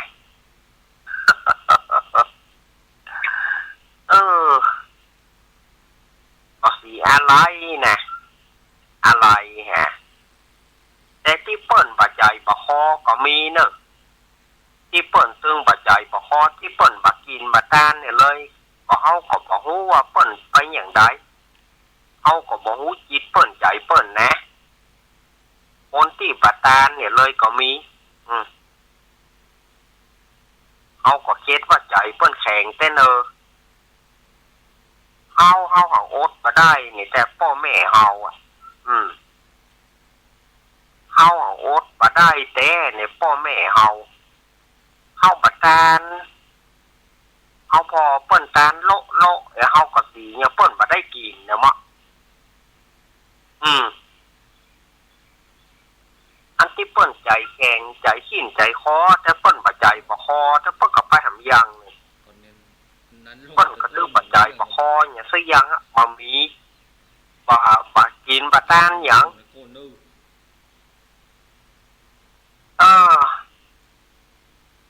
ถามว่ามันมีก็ท่านอาจารย์มันก็มีนะพ่องบ่กินบ่ตานเนี่ยเลยก็มีขันเข้าป่อขันก็บ่ได้กินขันเข้าแม่ขันก็บ่ได้กินก็มีแต่ว่าเปิ้นบ่ฮู้ก็พ่อแม่เปิ้นบ่สืบบ่บอกว่าจะได้เฮาก็บ่อาจจะฮู้ได้บางคนเปิ้นเติมบ่หยังถ้าเป็นอย่างเฮาอดบ่ได้สถาญาติโยมอย่าตะมามเดี๋ยวเนี้ยเสี่ยงถึงป่อเสี่ยงถึงแม่เนาะถึงเวลาตะมาก็บ่ม่วนละต้องบอกพี่บอกน้องต้องบอกพี่บอกอ้ายตาเน้อพ่อแม่เฮาแหละเอาสิเนี่ยว่าเปิ้นจะมาท่าอย่างสิเนี่ยเปิ้นจะมากองงอกเวลาที่เฮาประทานมันจิตใจเฮานี่มันไปหำอย่างนึงถ้าบ่ได้กินได้ทานมันก็บ่แล้วใจกินใหญ่ทานหลวงประทานก็กลัวเปิ้นบ่ได้กินทานเฮาเปิ้นไปเฮาก็แล้วใจแล้วเนี่ยเฮาได้ทานแล้วเปิ้นจะได้รับก็ท่านอาจารย์อันนี้อาตมาก็ปอนทงบ่ได้แต่อาตมาก็ทำให้ญาติโยมสบายใจท่านนะอาตมาเขานี่ก็ถือว่าเป็นเขาว่าบุรุษไปรษณีย์ข้ามชาติ บุรุษไปรษณีย์ข้ามชาติบุรุษไปรษณีย์บ่ได้เงินเดือนน่ะก็ทำไปญาติโยมจะต้านหาไว้ก็ฝากมาอาตมาก็ปอนไปขอให้บุญนี่ไปหลอดไปถึงเขาเนอมันก็สบายใจไปละแหะไม่ก็มันก็สบายใจไปนะที่เราได้ทำมาเอาบักกินบักตานเอาของง่อมใจมั้งมันก็นานาจิตต่างจิตแต่ละใจเนาะแต่ละจิตแต่ละใจมันก็อาจจะบ่เหมือนกันพ่องก็โอ้ตานอย่างเหมืออาจารย์เลยบุตรกับตานหนึ่งก็ได้ฮับละแกพ่องก็ตัดบทไปไปเกิดไปงอกได้แก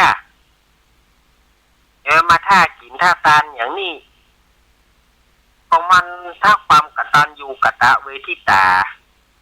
ถ้าเอามันนึกถึงความกตัญญูกตเวทิตาถ้าเปิ้นบ่ตาย อย่าตราบใดที่เฮาบ่ตายไป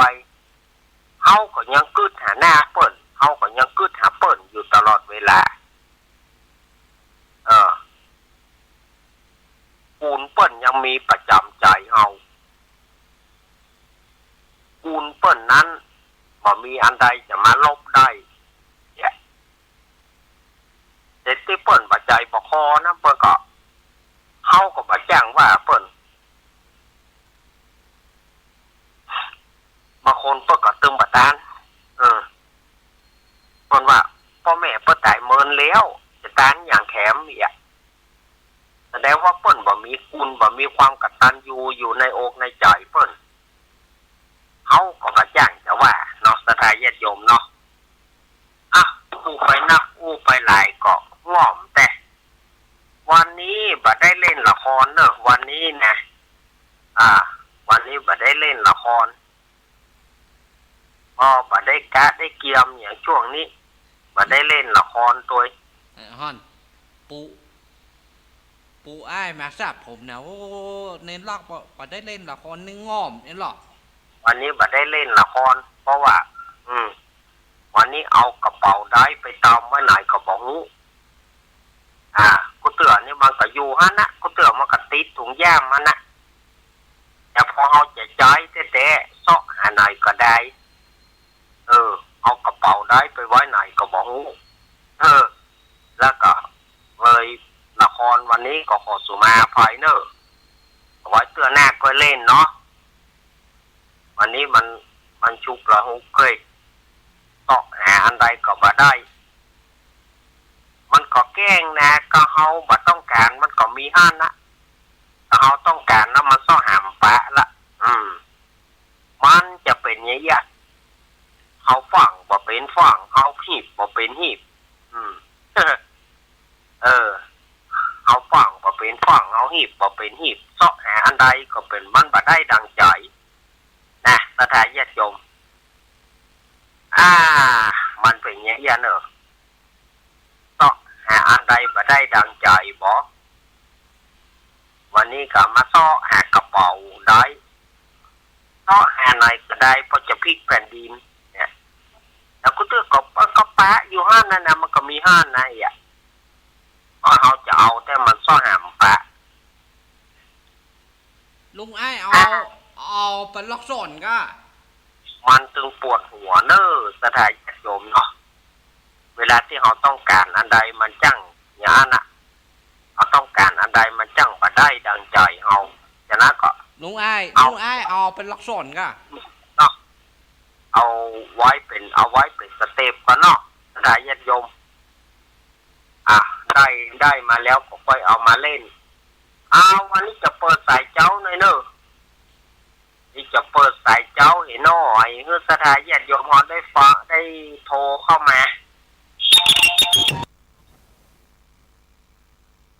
ไปของง่อมเนาะสถานญาติโยมก็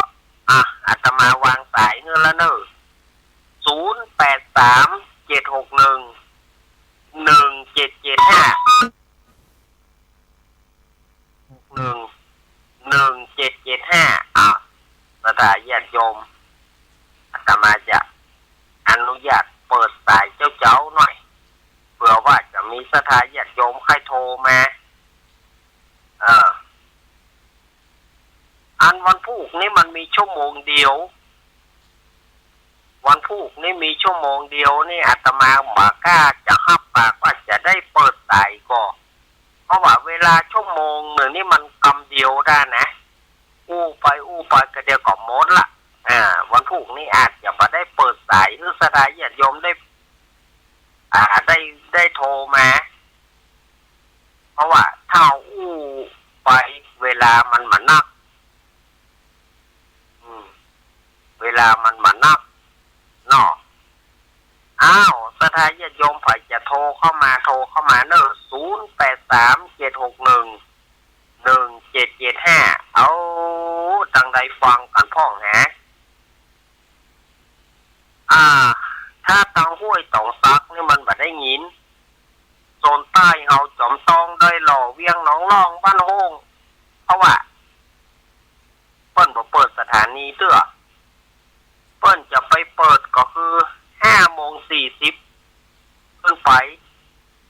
นีห้วยตองซักจึงจะเปิดและ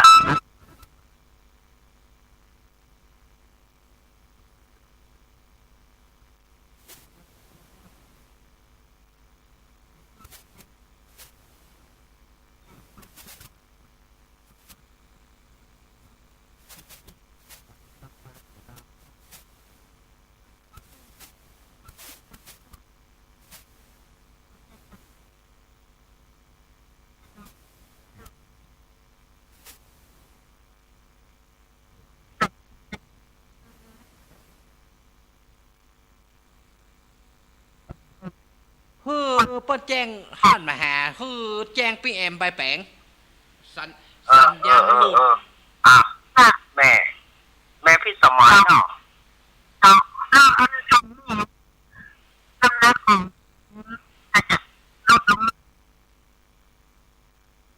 ้ำหนักลดลงนะ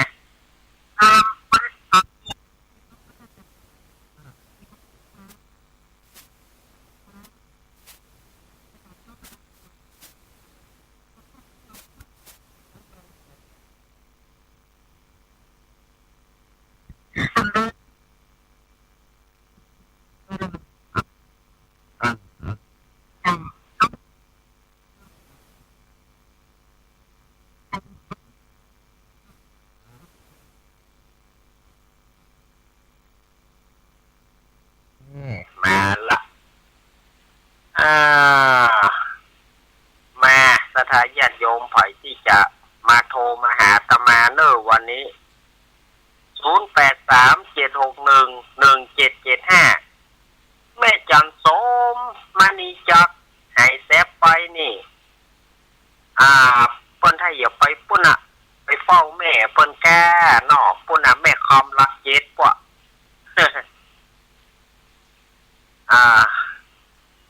แม่ปราณีจะห่อขนมหยังฝากแม่ไอชัยประการมันเนอมาหลายตีเลยเพิ่นตั้ง104แถมหลายตีเนอไปจะห่อขนมห่อข้าวต้มวันพุกข้าวต้มตุ้ยเป็นข้าวต้มถั่วดินข้าวต้มผอมหลังแจ๊ข้าวต้มตุ้ยหลังหมื่นเป็นข้าวต้มบัตรถั่วดินเป็นข้าวต้มกล้วยข้าวต้มหลังแจ๊เป็นข้าวต้มถั่วดินมันผอม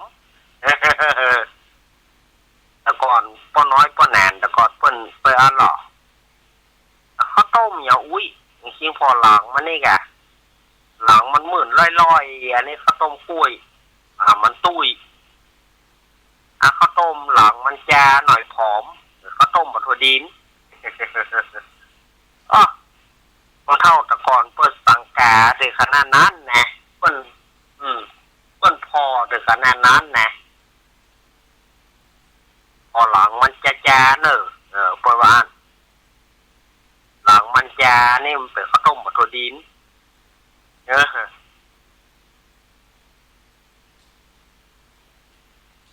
แต่ประเดี๋ยวนี่เอาพออะไรมัน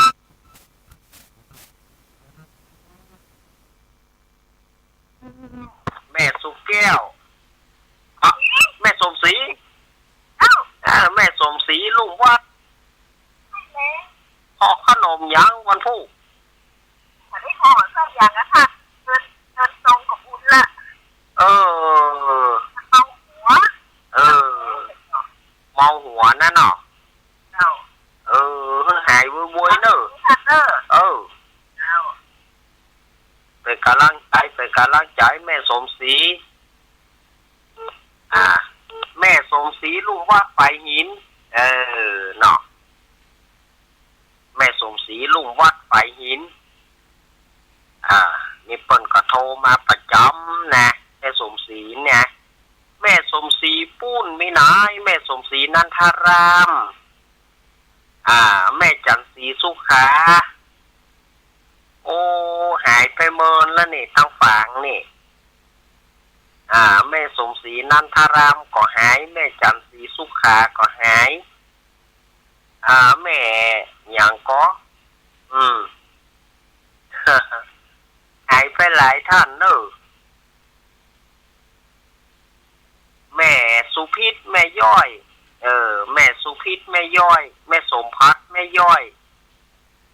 มาเนอะมาเนอะแม่ปราณีมอมอแม่บุญกอกอแม่บุญหายไปไหนแม่บุญแม่อารีต้นเปาแม่กรกมลแม่กรกมลวันนั้นก็บ่ได้อู้กันดีนะแม่กับแม่กรเนาะเพราะเสาร์วันเสาร์ที่แล้วอาตมาก็เข้ารายการล่าวันอาทิตย์ก็เข้ารายการตามปกติแต่ว่าบ่ได้ยินเสียงแม่กรโทรมาเนอะสถานญาติโยมเนอะวันนี้สายปปกืนนะสายไม่กืนสายไม่กืนมันเป็นไรมันไม่กืนมันไม่กืนนี่มันบักกืนก็คือมันบักนักถ้ามันกืนแปลว่ามันนักลูกกันโทรมาลุกครับประวัติการนั่นนะวันพรุ่งนี้ตี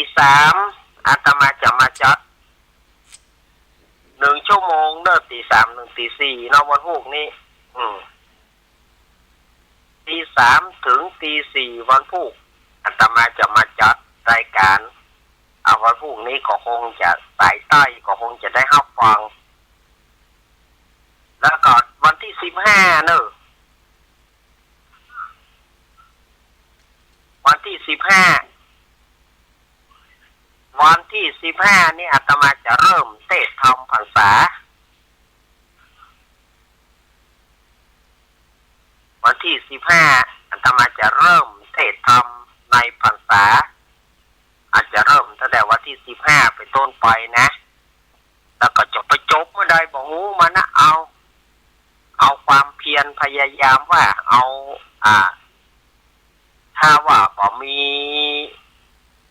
มีโรคภัยไข้เจ็บอันใดมาเบียดเบียนก็จะยาวไปอย่างกุปีนะเนอะจะได้ว่ากันไปแต่ถ้าว่ามันบ่มีโรคมีภัยอย่างก็จะได้ว่ากันไปเรื่อยๆแต่ก็จะพยายามประคับประคองแน่พยายามประคับประคองให้มันไปที่คือมันได้ถึงฝั่งกำแน่นั่นนะอาตมาก็หวังใจอย่างยิ่งจะได้ฝั่งกำแน่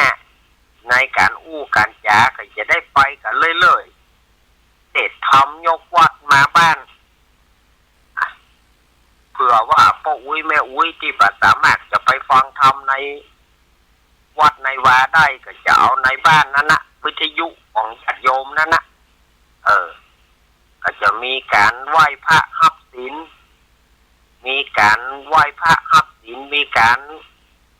ทำพิธีอย่างต่างๆก็จะได้เริ่มกันในวันอังคารหน้าไปต้นไปเนาะอังคารหน้าไปต้นไปถ้าไม่มีอะไรเปลี่ยนแปลงนะ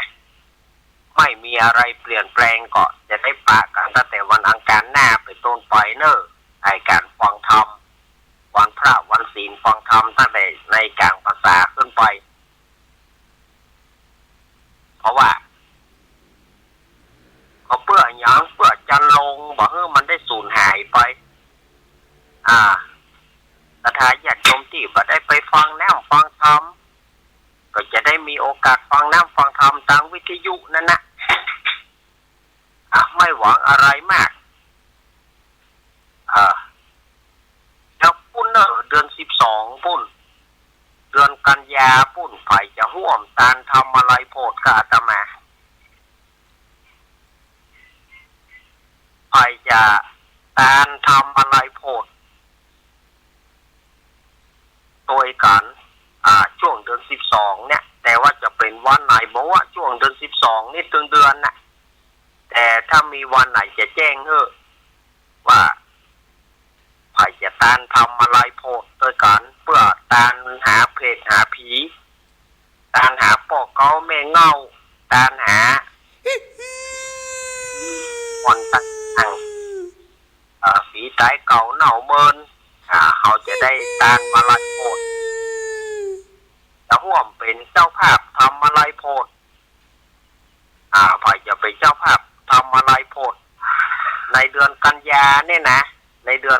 าเนี่ยพอจริงเดือน12เป็นวันที่7กันยาวันที่7กันยา12ปีนี้มันจะไปตรงกับวันที่7กันยามันจะไปวันติดมันจะไปวันติดแต่วันติดเนี่ยอาตมาก็มันบอกมีรายการอาตมาแต่อาจจะต้องเยื้องไปวันที่จะได้เพราะว่าแต่ว่าช่วงเดือนกันยาเนี่ยอาตมาจะจัดคือว่าสถานญาติโยมฝ่ายจะตานทำอะไรโพดเพื่อตานไปหาญาติพี่น้องในช่วงเดือนกันยานี้สถานญาติโยมก็สามารถที่จะอ่านกันได้แจ้งความประสงค์เพื่อธรรมาภาพเนอะแจ้งความประสงค์ว่าแม่จะเป็นเจ้าภาพมาลายโพดเนยแม่จะตานหาพ่อนั้นแม่นั้นแต่ขอให้แจ้งว่าจะตานเฮือผอยจะตานเฮือผอยญาติโยมจะตานเฮือผอยแจ้งกับอาตมาได้อันนี้มันไกลอยู่นะแต่ว่าบอกไว้ก่อนคือแจ้งไว้ก่อนบอกไว้ก่อนว่าในช่วงเดือน12เนี่ยอาตมาจะเทศมาลายโพดแล้วก็ฝ่ายจะมาเป็นเจ้าภาพตัวฝ่ายจะตานมาลายโพดไปหาญาติไปหาโปะอุ้ยแม่หมอนเฮาก็ดีอย่างก็ดีอันนี้ก็ค่อยว่ากันนะมันมีอยู่เนี่ยได้ยัดรายการอยู่ยัดรายการอยู่ไหมยัดวิทยุอยู่อันนี้ก็สถานญาติโยมสาธุชนทั้งหลายถอยที่จะโทรมาก็โทรมาตานอยู่เนอะ0837611775มีก็ว่าบ่มีวันนี้ที่ไหนมีก็โทรเข้ามาเนอะที่ไหนมีถ้าฝ่ายจะโทรมาโทรเข้ามาตอนเวลาอยู่วันเดี๋ยวนี้สถานญาติโยมก็ครบแล้วนะเนาะ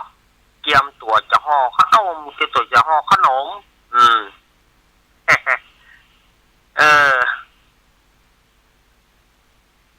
พ่อค้าแม่ขายพ่อค้าขนมก็คือขนมหวานพ่อค้าแม่ค้าห่อนึ่งก็ห่อนึ่งลำเนาะเป็นกำลังใจให้ทุกหน่วยงานพรุ่งนี้เป็นวันห่อวันดาทำจิตใจให้เบิกบานกันแล้วกันสถานญาติโยมไปต้องไปคิดไปเครียดไปอย่างสักอย่างทำใจให้เบิกบานวันก็ไปตานขันเข้าตามจริตแบบเป้าโบราณกันเนาะ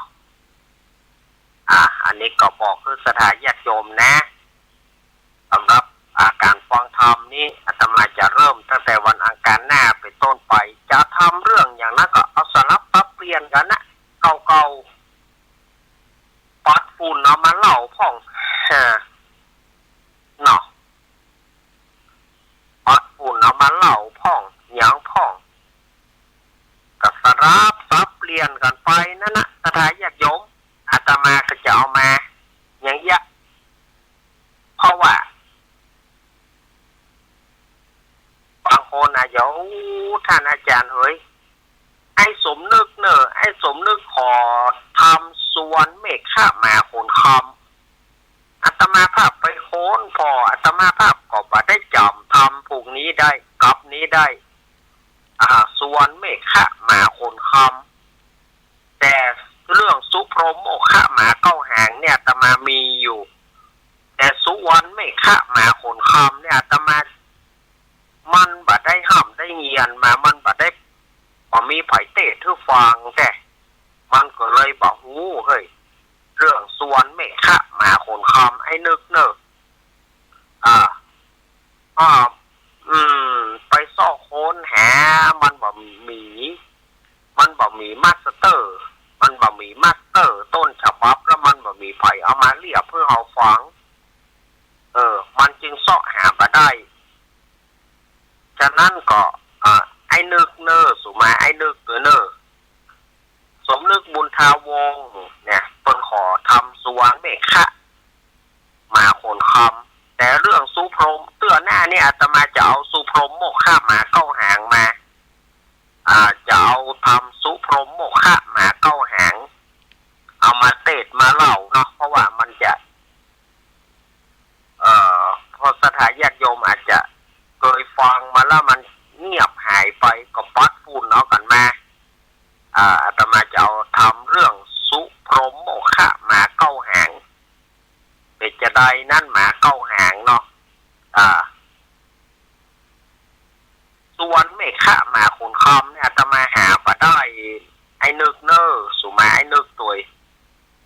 เอาไปจะโทรหาอาตมามีก่อ0837611775มีก็ว่าบ่มีบ่มีก็จะเอวังแล้วนะบ่มีก็จะเอวังแล้วนะนี่อย่างท่านอาจารย์เพราะว่าเราถ้าเป็นอย่างทั่วไปนี่เราหูอยากเอาวิทยุตั้งไว้ตั้งนอกเขาฟังตั้งสายใต้เราแต่ว่าในช่วงนี้เราบ่ได้เอาวิทยุตั้งเพราะว่าสายใต้เราบ่ได้ยินสายใต้เราบ่ได้ยินห้วยตองพักเปิ้นบ่เปิดเตื้อ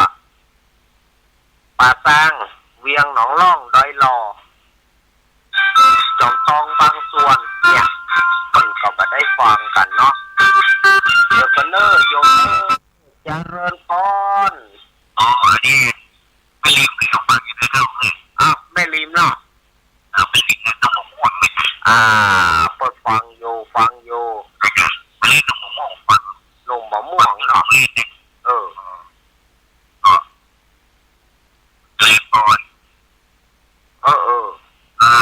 ันชื่อเข้าไปหาแล้วนะนั่นนะกะก็ไม่มามันถึงได้มา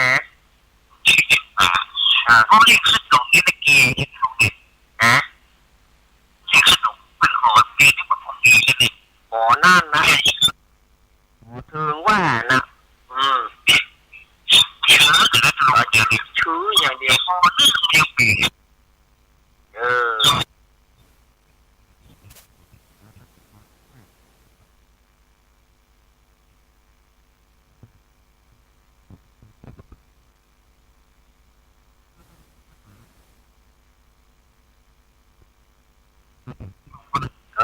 เอาหัวอกเดียวกันเนาะไอ้เนาะ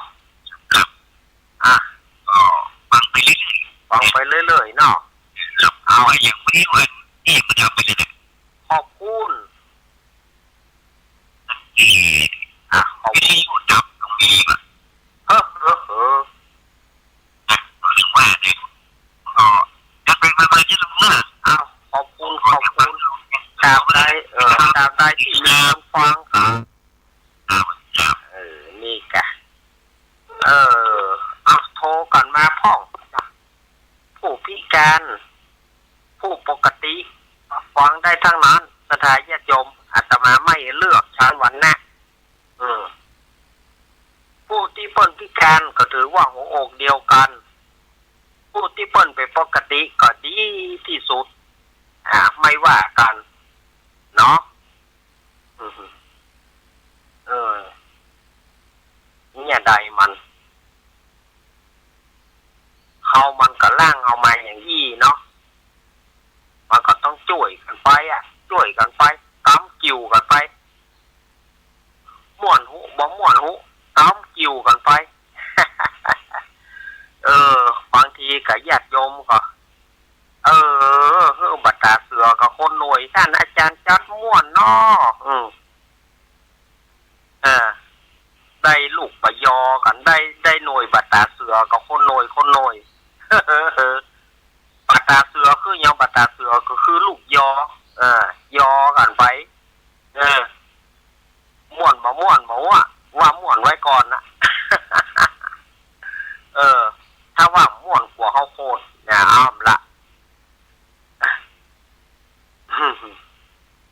บ่ม่วนก็ว่าเขาจะโคตรประทักหัวสถานญาติโยมอันใดที่ว่าบ่ม่วนว่าไปเลยอาตมาต้องการอย่างเงี้ยบ่เจ้าว่าโอ้ท่านม่วนกะนี่นะแล้วไปเล่ากันตั้งหลังเจ้าม่วนโน้ยว่าให้มันสบายใจไปได้บ่ต้องว่าสถานญาติโยมไม่ต้องฝืนสิ่งไหนไม่ชอบไม่ต้องฝืนสิ่งไหนไม่ชอบอันใดบ่ชอบญาติโยมว่าไปปั้งบ่ต้องไปฝืนมันหยังว่ะคนเดียวว่าคนเดียวนะหมอมันมีเฮาคนเดียวได้หรอเนี่ยเขาว่าก็ว่าคนเดียวเขาสถานญาติโยมอย่าคิดอะไรมากก็แล้วกันไม่ต้องไปคิดอะไรถ้าว่าญาติโยมคิดอะไรมันมากไปมันขมม่วนระวังตุเปิ้นบ้าตุหิบ้าเนอะอย่าไปคิดอะไรมากทำใจสบายฟังรายการไปก็แล้วกันฟังรายการไปม่วนบ่ม่วนก็ขอให้มันกุ้มเวลามันกุ้มเวลามันประคับประคองเวลาให้มันได้ขนาดกันเหมาะเจาะพอละนอกนั้นเฮาก็ประจ้างว่าแล้วเฮาแย่งใหญ่ไม่ก็โยมว่าใดเอามันกุ้มเวลามันไปเวลาเพิ่นให้2 ชั่วโมงก็ให้มันกุ้มเวลา2 ชั่วโมงนี้บ่ม่วนก็จ้างมันรายการของอาตมาบ่มีแก่นสารถามว่ารายการอาตมาเนี่ยรายการของท่านอาจารย์เนี่ยโอ้ช่างบ่มีแก่นสารก็แย่งใดมันก็มันบ่มีแก่นสารอันใดเล่าได้ก็พอละกะพออยู่ได้ก็พอละกุ้มกับข้าวต้มขนมพอละถ้าไปอันอย่างนั่งแหนกุ้มกับข้าวต้มขนมหมูพอแล้วสบายอกสบายใจเฮาก็พอละเฮาไปคิดอันอย่างนักล่ะมันก็คิดอะไรมากก็มันก็ปวดหัวมันปวดหัวแล้วมันม่วนก็มันก็บ่ม่วนสถานญาติโยมคิดอันใดที่มัน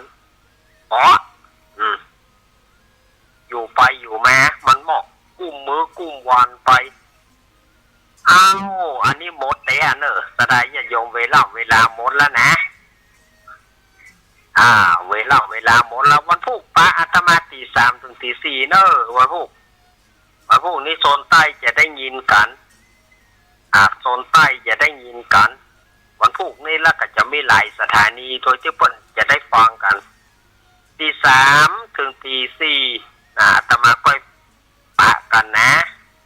วันพุธนี้เนาะตี 3 ถึงตี 4ก็ปะกันวันพุธนี้แล้วก็นอกนั้นก็เสาะหาวันว่างวันไหนว่างอาตมาก็เข้าซอน วันไหนว่างอาตมาก็เข้าซอนเนาะวันนี้อยู่ดีกินหวานตาลต้มเนอผู้ที่ห่อขนมก็ขอให้ห่อขนมหวานผู้ที่แปลงอาหารก็ขอให้อาหารลำๆไปตานวัดตานวาตานหาพ่อเก่าไม่เงาพ่อเกิดไม่เกิดปู่แทนย่าแทนเจ้ากรรมนายเวรอาตมาก็ฝากไว้นะสถานญาติโยมอยู่ดีมีสุขเนอะอาตมาขออ้างเอาคุณพระศรีรัตนตรัยสิ่งศักดิ์สิทธิ์ทั่วฟ้าสากลโลกอภิบาลรักษาศรัทธาญาติโยมทั้งหลายอยู่ดีมีสุขเหมือนกันขอบคุณทุกสถานีขอบคุณทุกเสียงทุกสายที่โทรศัพท์เข้ามาก็ดีขอบคุณท่านหัวหน้าสถานีทุกสถานีเจ้าหน้าที่ทุกฝ่ายอยู่ดีมีสุขกันเข้าภาษานี้จุ่มเนื้อเย็นใจกันเนออภิวาทนาสีริสานิจังวุธาปัจจายโนจัตตารโอธรรมวัฏันติอายุวโนสุขังปะลัง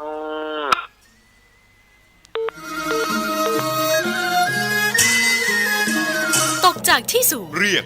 1669กระดูกหักเรียก1669บาดเจ็บกระดูกสันหลังเรียก1669ไฟฟ้าช็อตเรียก1669ไฟ